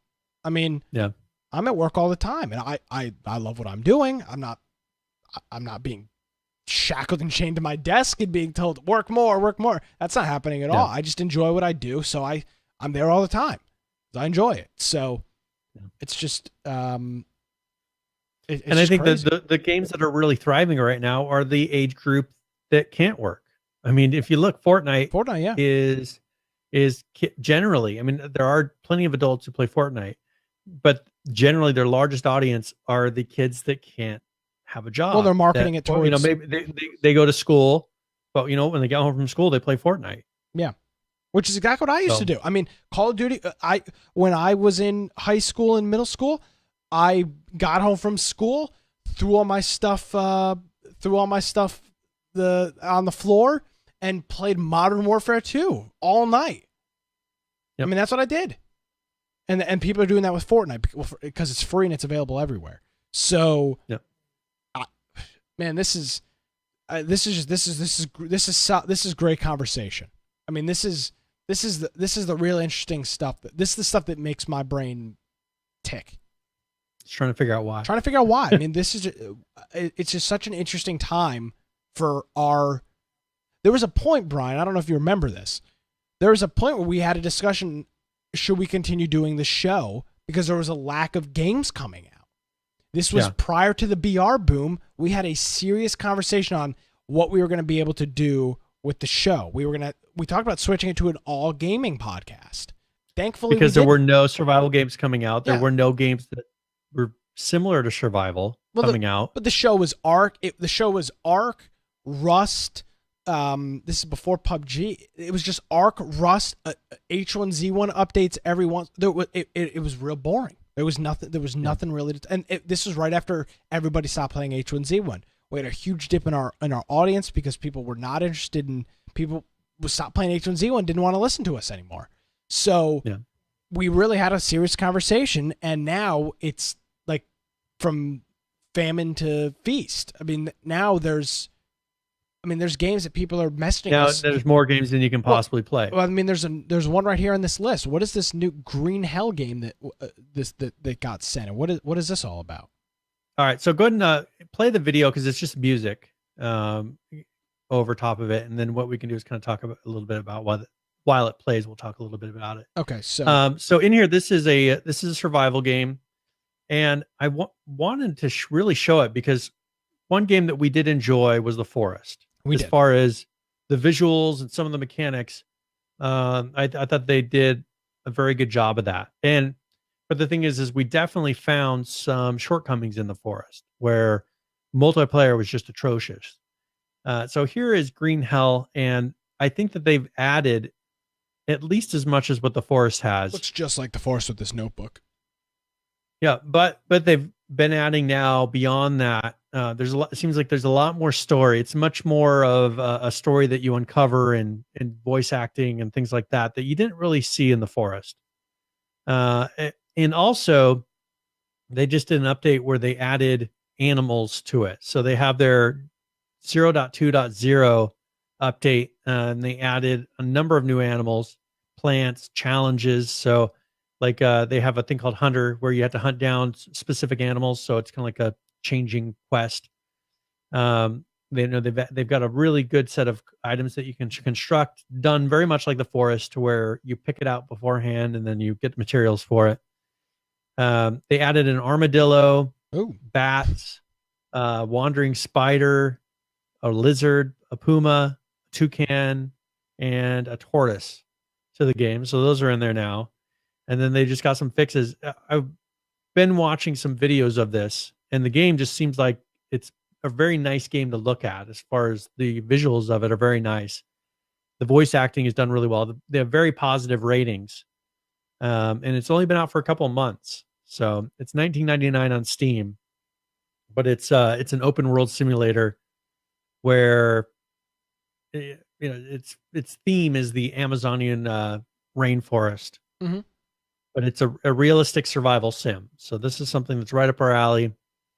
They've got, where you can go do crops as far as you can grow crops, you can hunt for food, make weapons and tools. There's wounds, disease, injuries, and it's rated. It's pretty much a psychological thriller. So there's more to it than just being an open world survival. There's things happening in the world and the story that's taking you through. So if you're interested in looking for a survival game, this is one that people might really enjoy. And just the videos that I've seen of people playing it seem to enjoy it. So it is multiplayer, which it kind of looks like a single player game, but you're sure it's multiplayer? Yes. Okay. Well, okay, wait, I take that back. No, it's single player only. But look at their tag. I think right now it's single player. Yeah. No, look above that. It's a single player. Oh, those are user defined tags. It says multiplayer, so I think that they're going to do multiplayer. I just don't think it has multiplayer. Right no, now. It's single player. These are popular user defined tags. So people. I thought they were going to do multiplayer on it. Man, I'm wrong then. Sorry, fake news. Jesus, Brian. I thought they were going to do. I thought they had already implemented it because I saw the tag on there that they. No, that is confusing. I wonder why that is there. I thought that they were going to, and I figured maybe one of the last updates they did. So we'll look into that more. I'll dig into it. We got all these games. We're trying to talk about it, Brian. We're trying to build up our audience and talk about how great we are, and then you're just out here spouting falsehoods based off of Steam reviews, fake news. I would like a name change. I want you to now be Brian Fake News Aldridge. It's Aldridge, yeah. Thank you.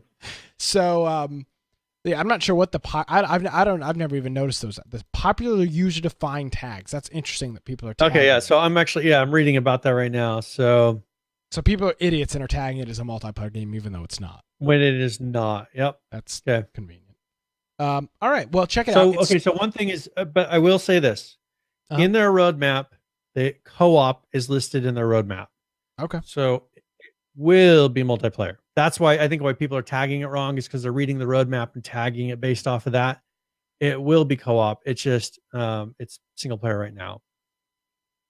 Yeah. But that's not until after it releases. So it will go co-op after it comes out of early access. So I was only half wrong. Is that still fake? Is that slightly inaccurate news? The same difference. Okay. So yeah, you can check it out. It's called Green Hell. Green Hell. It's available on Steam. It's $19.99, and all reviews, 84% of the 1,500 reviews are positive. So it's got a very positive rating, which is a good sign. And Brian, speaking of very positive ratings, we forgot to do our game giveaway, as we're an hour and a half into the show. So I'll go and get that set up if you want to. Yes. So while he's doing that, we've been talking about a lot of games today, a lot of different games that are available, and we've got a way that you can buy those games, same price for you, but it also supports a program, what we do here each and every week, and that's on our website. It's infectionpodcast.com/support. You can head on over there, and you'll see this page, and the Humble Bundle is a way to do it. You can go there, click on the Humble Bundle link. When you buy a game, you sign up for Humble Bundle monthly, you do whatever, it will automatically, a portion of what you do will automatically go to the show to help support us. As well with that, we've got our direct contributions through PayPal, our Amazon affiliate link, which we've got 7 countries listed on here for that, and our Twitch Prime subscribers, which we've got a whole bunch of those. And we'll thank all those people again at the end of the program. So those are just a couple different ways you can help support the program, keep us going with all the craziness here that's going on. Very good. All right. So what we'll do here is this will be a 60-point raffle. So if you have been watching for an hour, is how this works, you will have enough to be able to enter into this. We actually they're called cans in chat, an exclamation point giveaway. And what I'm going to be doing is giving away a copy. Now, this is a title that is based off of, it's kind of a remake of an old game. But it is currently, let's see, let me get the price. It's Wasteland 2, Director's Cut. And I think it's currently $29.99. So if you never played that, they have the original Wasteland They did a Kickstarter and made Wasteland 2. And this is a game that I actually kickstarted originally. So it is a fun game. It's kind of a turn-based. So once you get into combat, you do the whole turn-based thing. But it's a game that hopefully some people might enjoy. It's a RPG post-apocalyptic turn-based strategy game. Very positive ratings. And it's kind of a remake of an old game. So. And if you're listening to this, I have 25 hours on record in this game, so I've played so it a decent amount. You're a professional. If you're listening to this after the fact and you're wondering, hey, how do I get in on this? You can go ahead and tune in live. We're live every Tuesday at 7 p.m. Eastern right here on our Twitch channel, twitch.tv/infection podcast. You can tune in for that. Very good. Well, All right. Got about half an hour. So what do we want to talk about? We've got probably a dozen games. Well, so let's do Rust really quick because there's some things in there that I think are different. They put in some new mechanics, and I want to talk about it a little bit. Okay. So let's play the Rust video, and then I just wanted to discuss what you think as far as the changes that this will mean for Rust. Gotcha. And as always, these Rust videos are courtesy of our friend Shadowfrax. He does these full videos every week or whenever there is a Rust update available. So we'll go ahead and roll into that. We will if there's audio. For some reason, there is not any audio. Audio, you can do this. This is an audio podcast. Chrome automatically muting my tab. You sons of bitches. All right, here we go.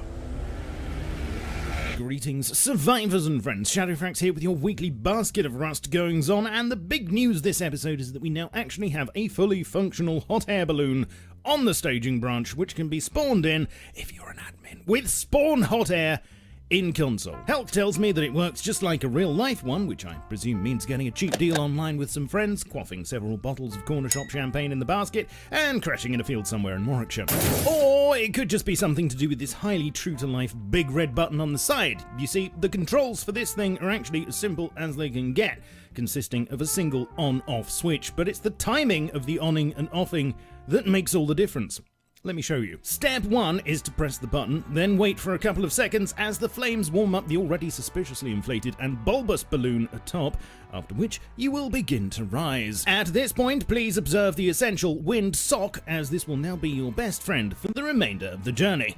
Depending on your social life, it may already be your best friend, but that's by the by. You will notice that as your altitude increases, the wind will begin to change direction in a set and predictable pattern, meaning that A, this is definitely not Britain, and B, if you continue to rise, you'll just circle on the spot until everyone gets dizzy and vomits up their wolf curries from earlier on. The trick is to wait until the wind is in your favour, i.e. the sock is pointing firmly in the direction you wish to go, and then disengage the ignition to start coasting along that course. Naturally, because you're now losing altitude, the wind will begin to change direction again, so as I'm sure you'll work out pretty quickly, it's all a matter of letting off in bursts to maintain the right height. Once you're over your target comes the fun and slightly tricky matter of landing, which basically consists of turning everything off, closing your eyes, and spiraling downwards until you hopefully hit the right bit of terra firma. This could be especially interesting when it comes to getting the thing from B back to A, and it'll probably help if you've got a decent sized compound to aim for. It is possible to pilot it solo, although ballooning virgins may find it easier with a friend or two to read the sock and pass the champagne around, but whatever the case,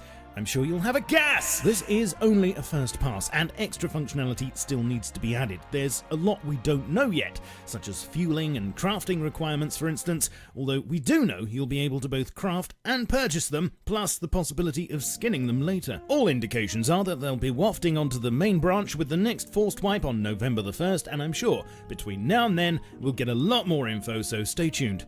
And I'll keep you inflated. Please feel free to comment about how these will just help clans and share your professional knowledge of how hot air balloons actually work down below. As is to be expected, one or two small bugs surfaced around the new cargo ship event, and these have been addressed, such as one which affects the trajectory of arrows fired on board when the thing's turning, and a small optional update was released which helps to fix this, plus a few other issues. Word is that work on the cargo ship isn't quite finished yet either, and according to the commits, some alternative layouts are being put together to add variety in the future. Oh yes, and also the team are aware of the bug affecting skins on leather gloves, and they will be fixing it soon. soon. The L96 now has an admire animation, something it didn't have when it was released last week, which is nice. There are a few tweaks to AI going on in the background, which we'll probably have to wait a bit to find out more about. And lastly, it seems that as well as balloon-shaped objects cluttering up the skies, some other much smaller and more maneuverable flying things will be appearing on the horizon in the not-too-distant future. Apparently, work has started up on something that's been stuck sideways in concept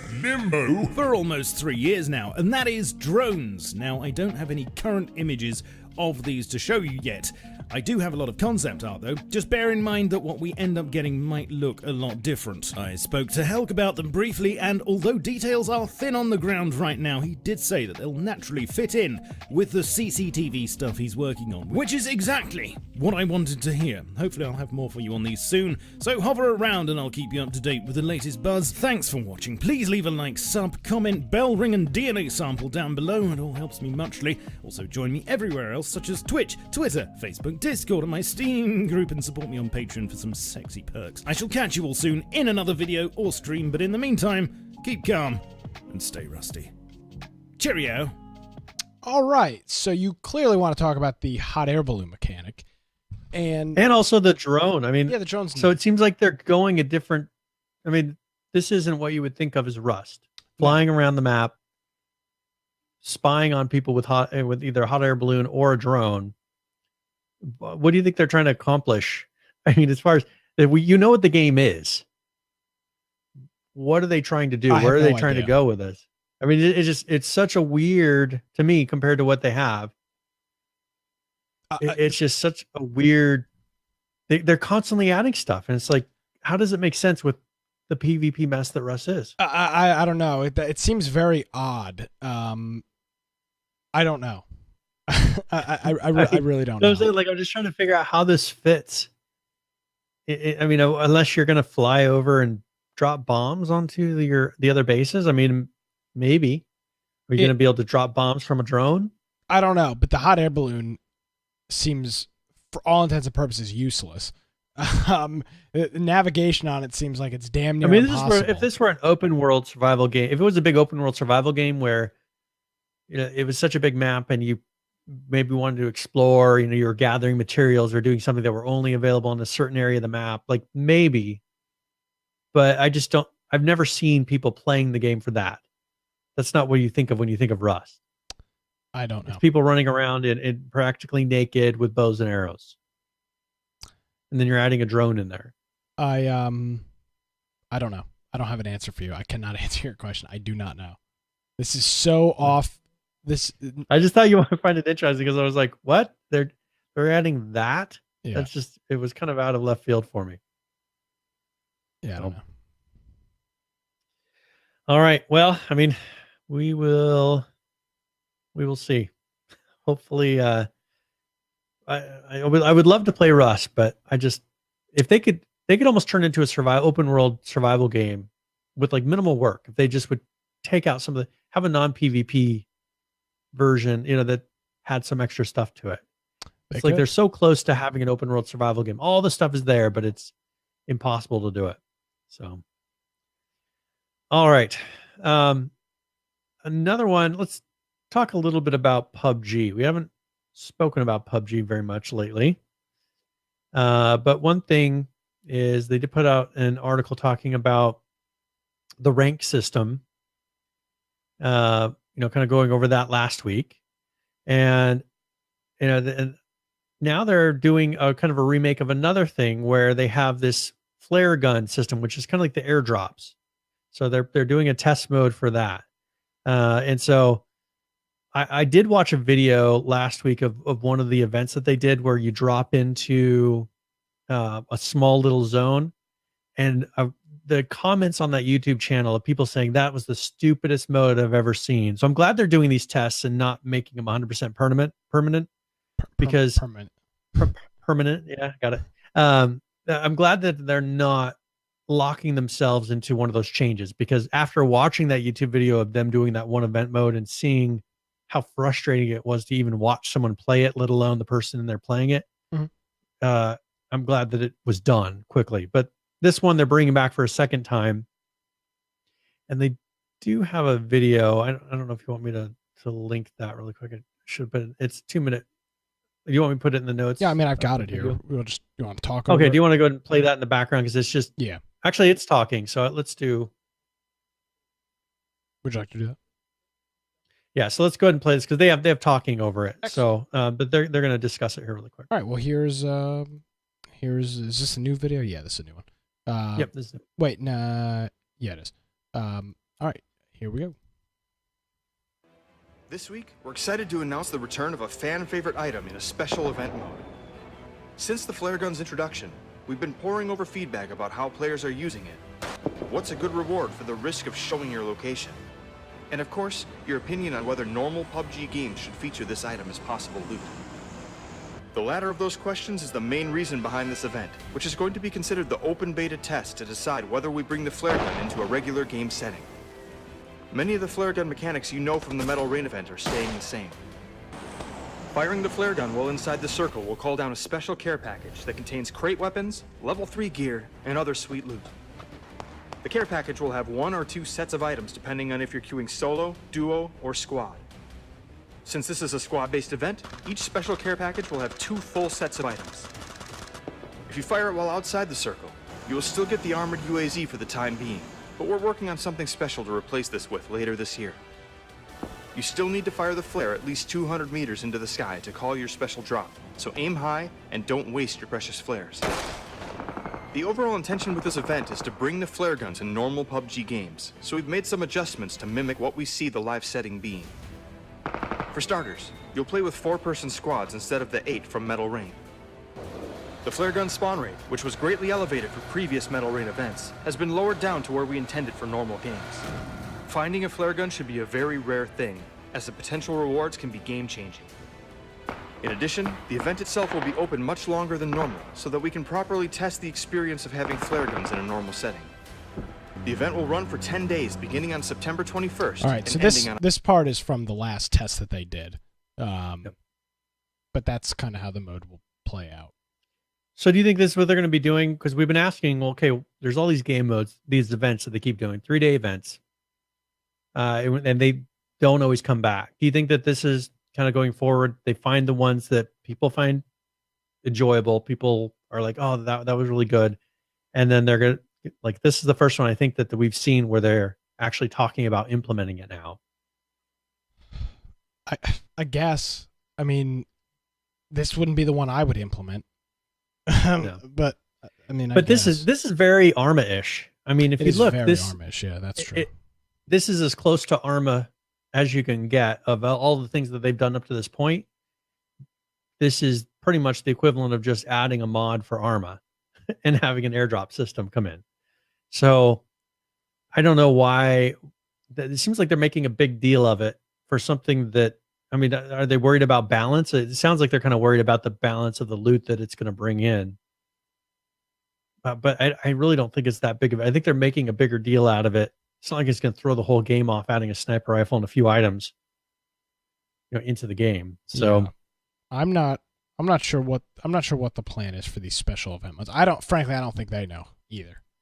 Yeah, it seems like they're playing it so much by ear that they don't, having such short test times, some things you never see come back. There's no really good way to give feedback on each event. I don't know. It just seems kind of strange to me that the way that they do this. So I just thought I would mention it because this is the first one I've seen where they've actually stated, hey, now we're doing a test. We're tweaking it a little bit. We're doing a test and considering based off this test, whether or not we're going to implement it. So perhaps if this one gets put in, maybe we'll start seeing that for other ones. But some of them, they're such drastic changes. I don't know. They still seem like they almost have to do a playlist for these. I think so. I think I'm agreeing with you more and more as the time goes on. I think a playlist probably is the way to do it. Because they've got some that have such variety, and it just wouldn't make sense to put them in the game, but they would be fun to play. Oh yeah, it'd be a lot of fun to play. But the thing is I don't want to have it be to where that's the only game mode there is for that, like month or two period of time. Yeah. If you put them in the play mode, having 6 different varieties of gameplay, that would be more fun. And people would do it over and over again because it's not the same game mode over and over again like you're having right now. So we'll see. I just haven't heard them say that's what they're going to do. I haven't heard any hint but I just can't imagine it going any other direction than that. Yeah, I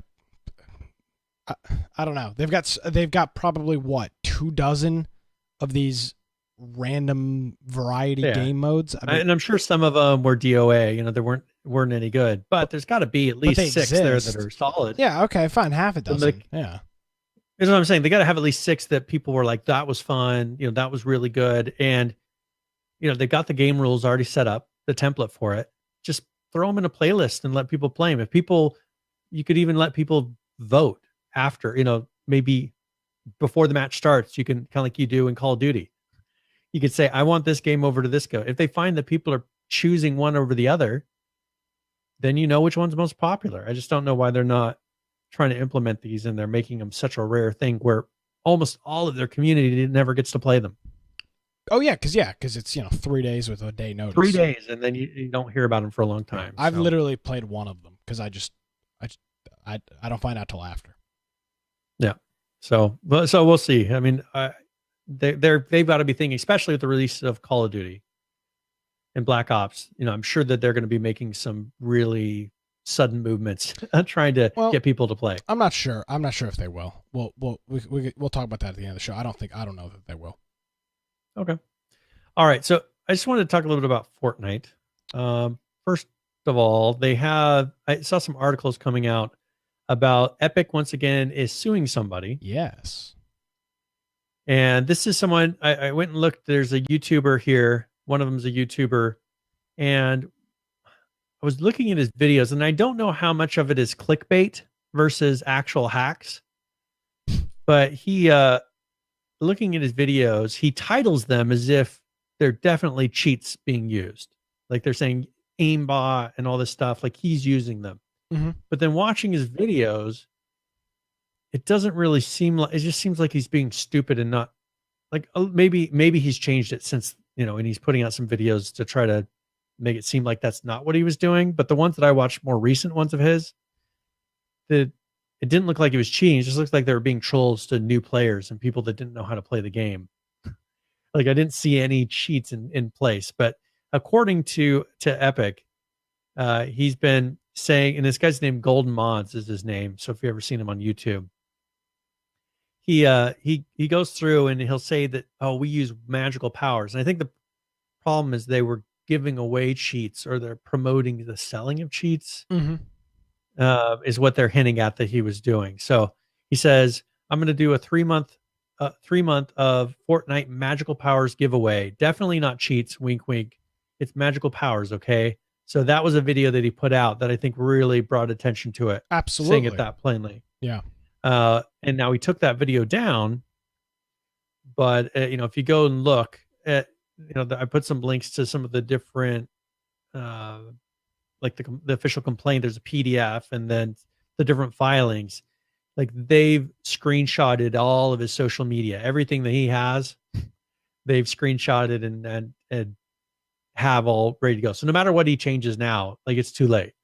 Yeah. But it'll be interesting to see, was he really blatantly cheating, or was he just doing clickbait to make people think he was cheating, so get a lot of YouTube videos, just get people to start the video.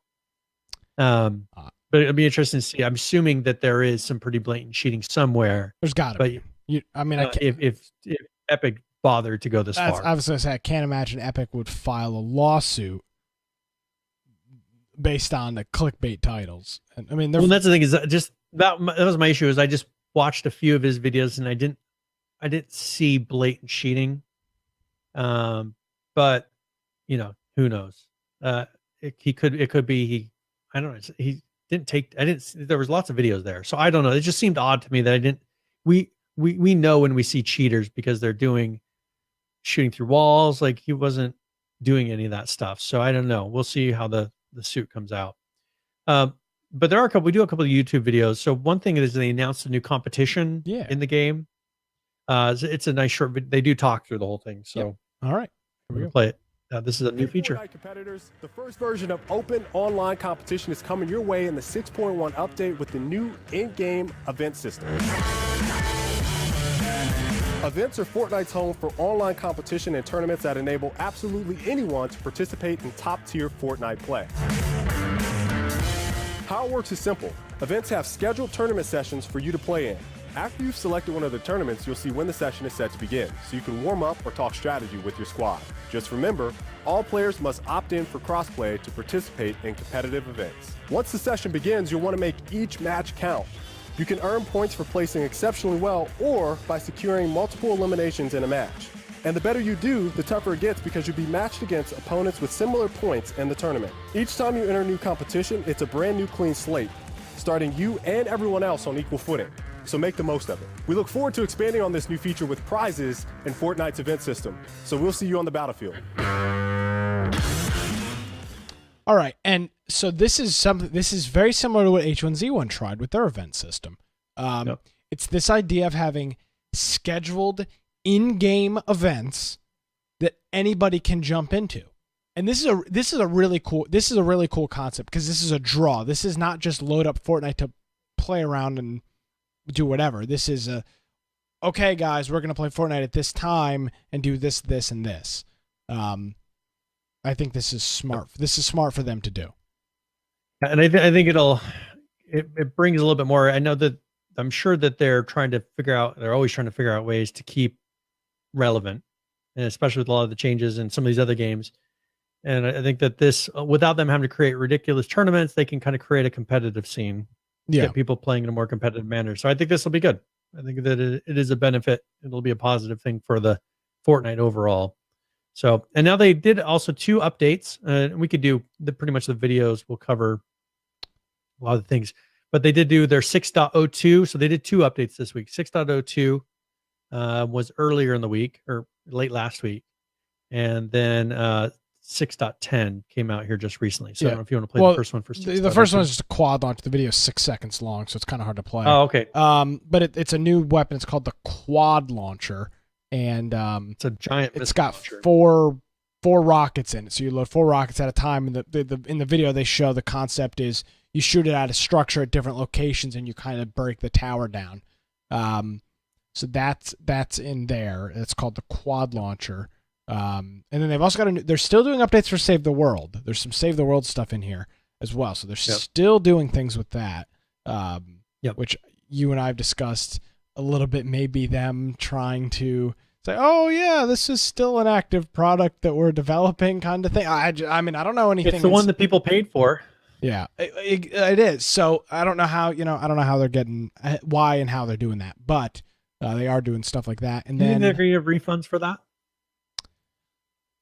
I don't know. Do they already give refunds? Well, they're not stopping development, but they haven't stopped development. Okay, on it, so yeah, but what was the other game that they used to make? That was the MOBA. Epic used to make a MOBA. Paragons. It's Paragon. Yeah, they gave refunds for Paragons, but they gave refunds for that. That's what I'm saying. Is it? But they canceled Paragons. It just seems. I don't know why they're charging money for Save the World. Well, they're charging money now. Nobody's buying it, but I don't think you deserve a refund if you bought it 3 years. They haven't stopped development on it. But what if they roll it into the main Fortnite? They're not. They won't. They're not going to. I don't know. It just doesn't make any sense not to. Why roll it in? Nobody. I doubt anybody's because nobody's playing it, and people actually play it. Yeah, but then they got to deal with license merging and a whole bunch of other nonsense for no reason. I don't think they would have to do license merging for them. I mean, they already own it. It's them. Yeah, but that's the point. Is now so you've got to now differentiate. It's in the same client, but some people own it, some people don't. You're saying make the game free? Yeah, that's what I'm saying. Refund everybody who's paid money into it. Oh, that's not going to happen. They're not going to refund everybody that's paid for it. There's no way. They did it for Paragon, so I'm saying. But that's because they canceled. They had a reason to cancel Paragons. They don't have a reason to cancel this game. They canceled Paragons because no one ever buys that game. Like, you might as well cancel. I mean, you might as well if you want to refund everybody. People are playing it. Yeah. I can tell you I can't imagine going to the board of directors talking about refunding millions of dollars in game sales. We branched off of this one thing, a game mode that just went crazy, and now it is funding the whole thing, the free game mode. I gotcha. Why not just make it free as a nice thank you to the customers? I mean, I don't know. It's just weird to me. I don't think they're doing anything with save the world. I think they're just keeping it alive. They're doing updates every once in a while. They're just making skins and whatnot, doing patches, and that's all it's going to be. Yeah. I don't know. All right. Yeah, I just thought it was kind of, in my mind, they should just open it up, like let people play it, because they're making money. The skins, like they could then put the whole skin system and the event pass and all that stuff into that and still make tons of money, more than they're making now on individual sales. Yeah. Way more money. You know they would. They make tons more money off of making it free to play and then and having the event pass. Have special bonuses in the event pass. Like if you go and play the Save the World version, you can get special unlocks in your event pass or something. So just give it as a bonus for people to keep playing. So, and then there's a video there. I don't know if you want to play for the 6 out of 10. This one's a little bit longer. It's a little bit longer. Yep. Yeah, this is their new weapon, or their new vehicle rather. And there's no audio on this one either. What in the hell's going on here? Unmute. I don't know. Chrome automatically is muting my tabs here, making probably a new update. Now it won't let me unscrub the video. What is going on here? There we go.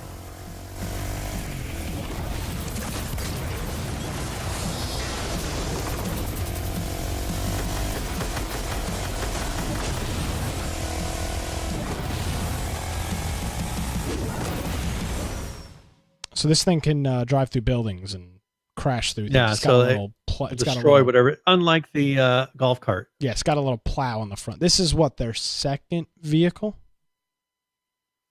I think so. They've shopping cart. They've third. They have the shopping cart, which they put out for a while, and I think they put back in. But it's still not quite the same, because the shopping cart, can you have multiple people in it? Yeah, somebody pushes and somebody pushes and sits in it. So it's kind of similar. Yeah. So, yeah, so that's a new vehicle, and they have their 6.10 patch, which, I mean, for them, I know they don't want to rock the boat too much with the mechanics and everything of the game, but they actually throw a lot of stuff in there. They're constantly changing up their game. I guess. Yeah, they are. All the thing time. is you can rock the boat if you don't let people get too comfortable in the first place. Well, see that the problem is too many games sit and stay exactly the same for so long that people memorize every mechanic of it. Here, I think they've done a good enough job of constantly changing it. Their game is being played by so many people, and there really isn't that much variety. Every game is pretty much the same. They have no choice but to constantly be changing the map, weapons, whatever they do. They don't have a choice, because the millions of people that are playing are going to get real sick real quick of the same thing. So, yeah. And they play it so much repetitively, over game after game after game after game.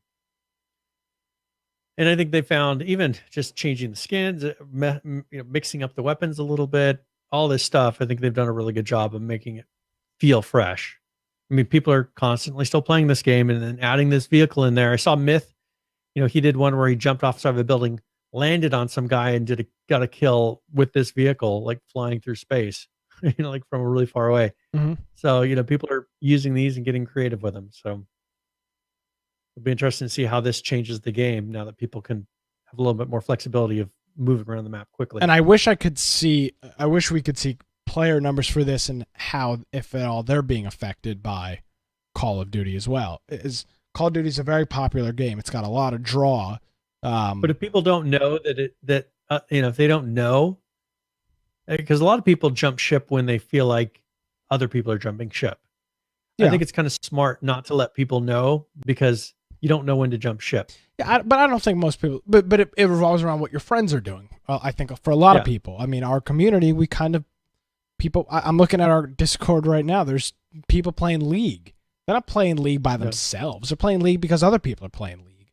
So you fall into it's not, you don't fall into, birds of a similar feather flock together. I mean, that's what you fall into. It's all your friends stop playing Fortnite and they're all playing Call of Duty. Well, guess what you're probably going to do? Yeah. Play Call of Duty.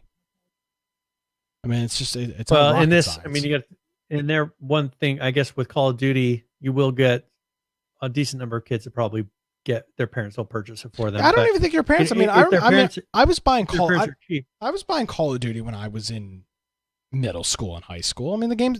Yeah, where'd you get that money though? Christmas and birthday, Brian. I mean, this is exactly. Saved them up all year? This is absolutely what we're absolutely. You work. You do this stupid BS over the summer, raking leaves in the neighbor's lawn to spend so that you can spend $60 on Call of Duty come November. Every year, I had to do stupid BS like that. And my parents never bought me Call of Duty. That wasn't. You don't think they've already spent all that money they saved up now on Fortnite? I'm not sure. All I'm saying is there are people that are. It is not only parents buying games in middle school and high school. I mean, that is. I don't think that's an accurate attribution. I mean, I literally would plan my games around buying 2 or 3 games a year before I had a job. How else you buy them? The games are $60 a piece. Yeah, but my concern is that you see how much parents and kids are spending on Fortnite. Well, that's their problem. I think because they've managed to get people to kind of get them the money out of them on a consistent basis. I think either the parents are paying for it, or a lot of these kids have probably already spent their money on that season pass. Like if they're having to pay for it themselves, I think that they've done a good job of kind of preventing some people from moving away. I think there's a free to play. You're already in the game. Oh, absolutely. There are people that don't want to spend the money or don't have the money to spend. You're absolutely right with, but there's a lot of people that buy a couple of games a year, and Call of Duty is one of them. Call of Duty was a game I bought every year. I based how I spent the little, income you want to call it I had when I was, working in the summer of middle school, early middle school, middle and the middle high school. Don't you think this brought a big new audience though that weren't really playing as many video games? Absolutely, before? It did. There's so many new ones. I don't know that they're going to transition over to Call of Duty as seamlessly. I'm not saying they won't, but you have a lot of people that will. I think this game more than others, like people will stay. They'll stick with this game with Fortnite because this is probably one of the only games that they played either on PC or it brought them into really playing an online competitive game for the first time. I would love to talk about their numbers. Yeah. I can only imagine. Got to figure out how in the world you could find them. I could drive to their office and ask. I don't know if that would end out. I don't know how well. So I have this segment on my podcast. Hey, Epic Games, how can we help? Hey, Nick Craig. I mean, I don't want to be. I have a podcast. See what they say. Yeah, I'm sure I'll get laughed right out of their Cary offices. That'll be a good time. I think that they have a much more. They're more resilient. You want to fly out here, Brian? Games. Want to fly out here? Maybe we'll do a tour of Epic. Hang out in North Carolina for a couple days. I have to come up with more of a reason than just go tour Epic. I mean, that's a big deal. Well, you'll be seeing me. You'll be seeing some of your other friends in North Carolina. Ross is right. I need to throw out the I'm a radio host. That's a winner right there. That's a accurate actual statement. So, I mean, tell them you got pull in the broadcast world. I do have pull. I can pull a lot of. I can pull wires. I can pull a lot of stuff. I can accidentally pull plugs. Accidentally pull cables out of where they're supposed to be plugged into. I can do a lot of stuff. So there you go. All right.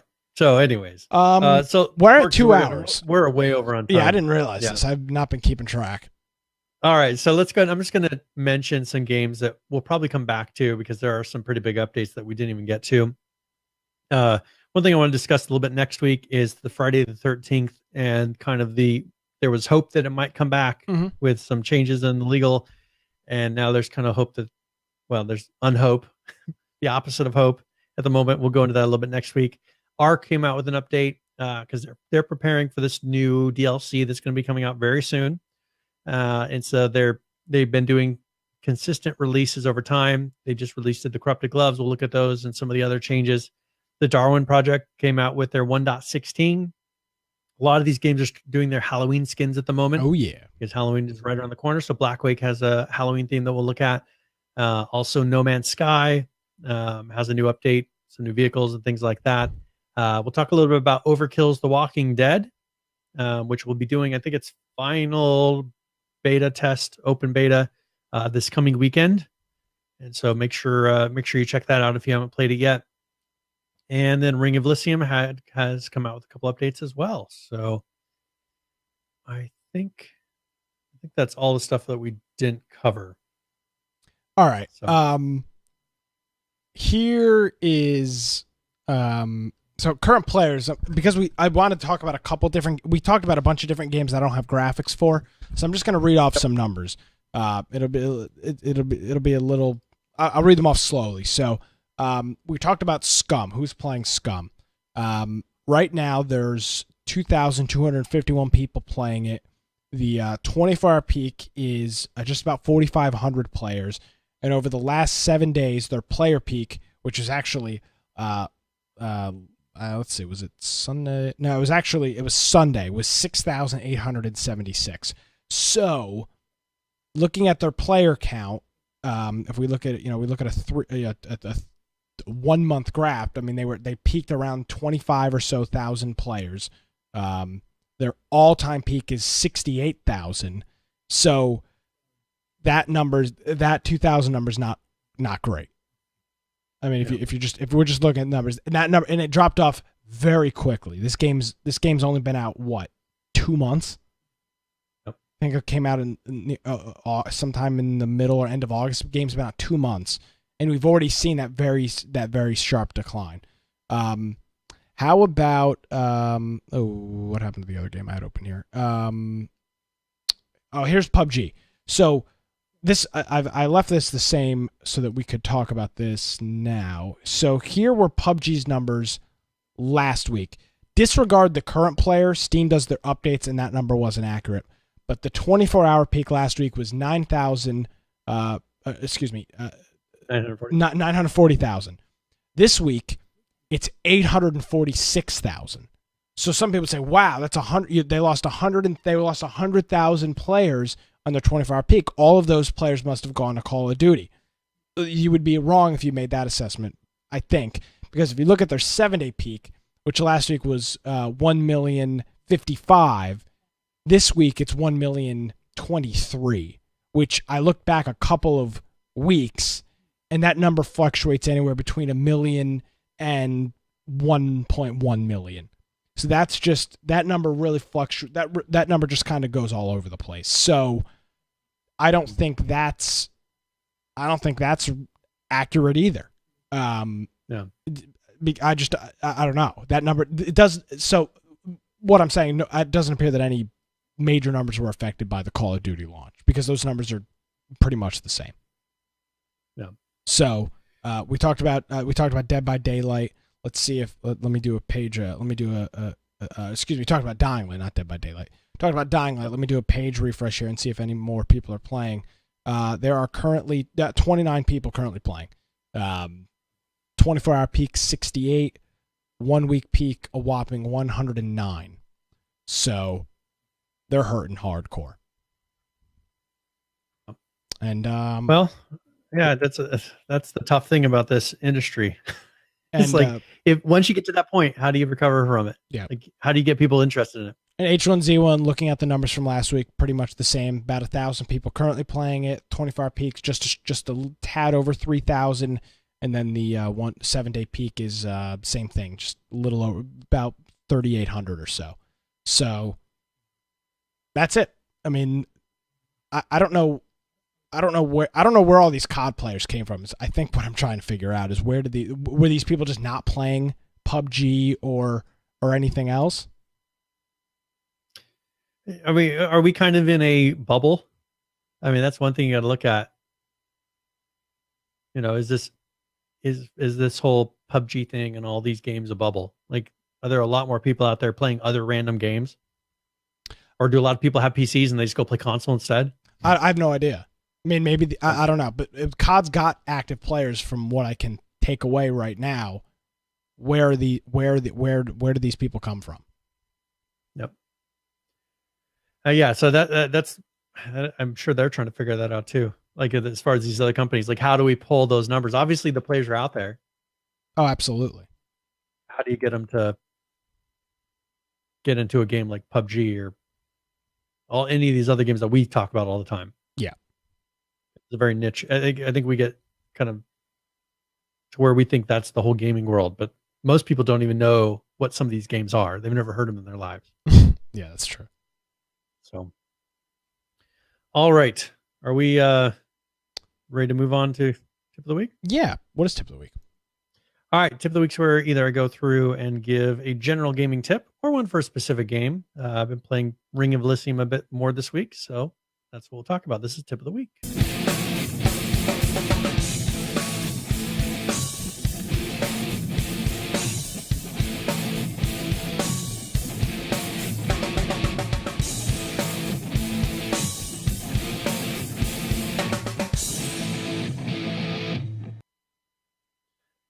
All right, so I want to talk a little bit about those beginning mechanics because we've lightly talked about them in the podcast, but I just wanted to, I've looked a little more into them, seen some people play with them, and I just wanted to explain them in a little more depth.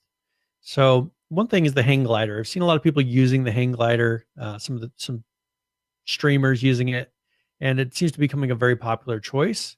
I've seen a lot of people that are very much like Fortnite in a Fortnite style, strategically dropping into combat.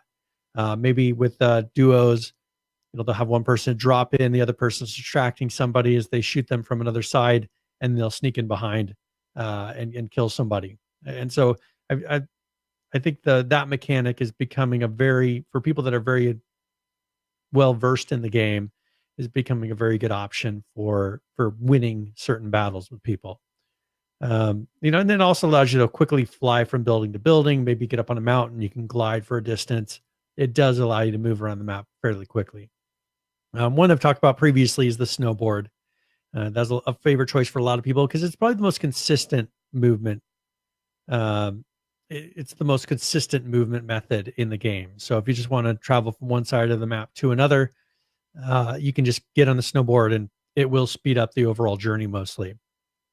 And then also you have the rock climbing gear, which people are generally say to keep away from.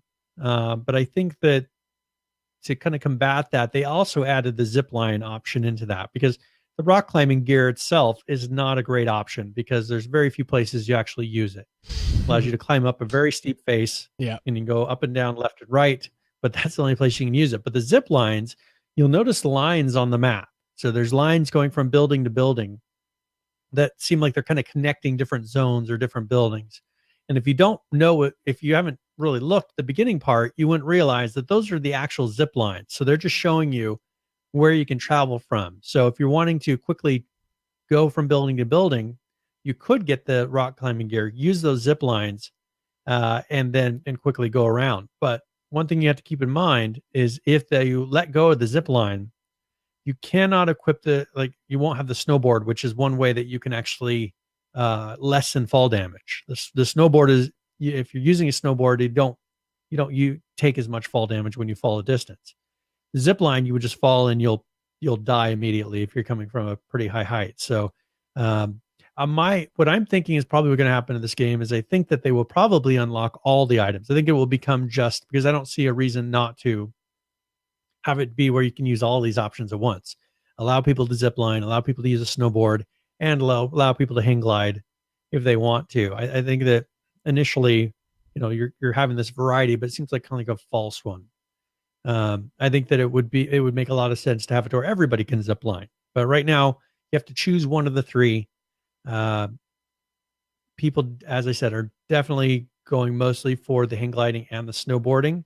But I would encourage you to try it out once. At least go in there and try the zip line and see if it seems like it's useful, because you can shoot with one hand while you're like with a hang glider. You can actually fly and shoot with the zip lines. You'll be able to use those and shoot with the other hand with certain weapons. So it's pretty interesting. Adds to the combat, but I've been one of those where I've been using the snowboard just because it's very consistent. But I think, as I said, as you get more advanced, as you get to where you're very comfortable with the game, you'll see a lot of people going with the hang glider as well. So that is tip of the week. Learn something new every day. Thank you very much, Brian. Yeah. Well, I you look at those and you're like, oh, how useful can that be? But there's some pretty, like, you could really make those use to your advantage if you used them right. I'm personally a pretty big fan of the hang glider.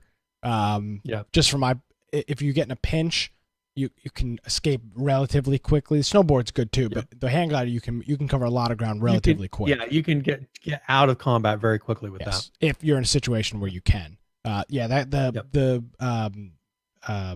climbing thing is useless. Yeah, They need to the only replace thing it. you They need to could put really something useful else in is, there. well, why not just make it to where that's standard? Like, why make it a special mode? Just make it to where you can use it. I think they need to introduce another thing and get rid of that. I don't know what they could introduce, but something to replace that. I just think they should make that a standard feature of the game because you're at those so rarely, and then True. people will actually use the zip lines that are all throughout the map. Because otherwise, they're not going to use it. Because why would you use a zip line when you've got a hang glider? Because it pretty much goes to the same places. I mean, it's but with the hang glider, at least you can change direction if someone's shooting at you in the direction you're coming. Yeah. So yeah, we'll see. I think they're going to rework that eventually. Because they got to be looking at how many people actually pick one versus the other. So, all right. Are you ready for the game giveaway? Yes, sir. So, congratulations, Saul and Nick. For the one last week, I will send you. Yes. I will send you the key to give to your friend, and then Saul, I will send it to you in Discord. If you would send that to me on Discord, I will pass it along to him on Discord. Okay. That will work. Very good. Congratulations. Yes. Saul says rigged for himself. By the way, breaking news is we're on the air right now. YouTube worldwide is down. So YouTube is down? YouTube worldwide. Yeah, YouTube across the globe is down. So looks like That's weird. Looks like I won't be uploading the show right away.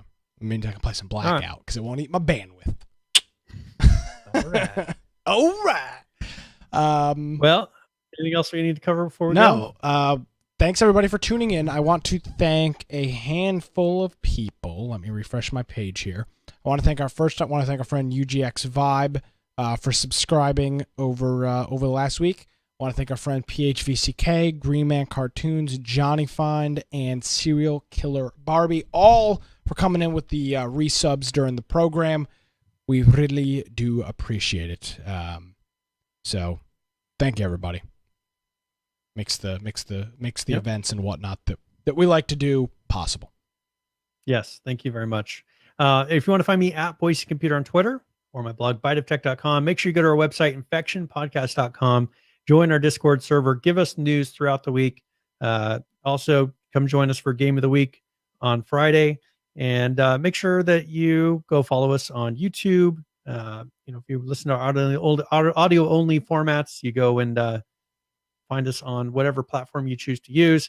And make sure you join our Steam group so I can give you notifications right before the show starts so you can join us live each and every week. So thank you. Yes. And speaking of that, you can join us on Friday night. We'll be playing we'll be playing Call of Duty. We'll probably do a mix. Depending on how many people we have, we'll do some Blackout. We'll also do some multiplayer because we can fit a lot more people in a multiplayer game. First time playing COD on the PC first time really playing COD on the PC. I've played it, but not extensively in any stretch of the imagination. And I think it's the same thing for you, Brian. And it's the same for a lot of people playing COD as a main game on the PC, which is neat. So join us for that. Join us for that Friday night. We play D&D Saturdays, which I stream to my personal Twitch channel, twitch.tv/360gaming live. And then we're back on Tuesday. So, yeah, that's very good. I think that's it. Our website is, of course, always Infection. And again, with the counter, we have 497 days since an update to 7 days. I feel like we may need to move that to another page. Is that like defamation of character? Can we get in trouble for this? I feel like No, it's purely informational. Okay. All right. Well, yeah, I mean, you can't get in trouble for it because all you do is stating a fact, you're stating a statistic. We're going to need you on retainer. We're going to hold this game over. This game that we're giving you is retainer for our incoming lawsuit from the Fun Pimps suing us over 7 days. Just say we're so excited. We'd want to do a reverse counter if they would just tell us the day they're going to release it, but we've had to do it this way because we're so excited. And I'll testify in court to that. Yeah. All right. Cease and desist. Exactly. We don't need any of that. We'll be good.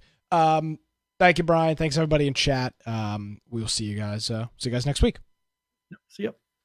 All righty, folks. Well, you can follow my antics on Twitter at Nicholas M. Craig. Of course, you missed any portion of the show, you missed any of the show notes, you can visit our website, infectionpodcast.com. Thanks for tuning in, everybody. Have a great week. See you next time.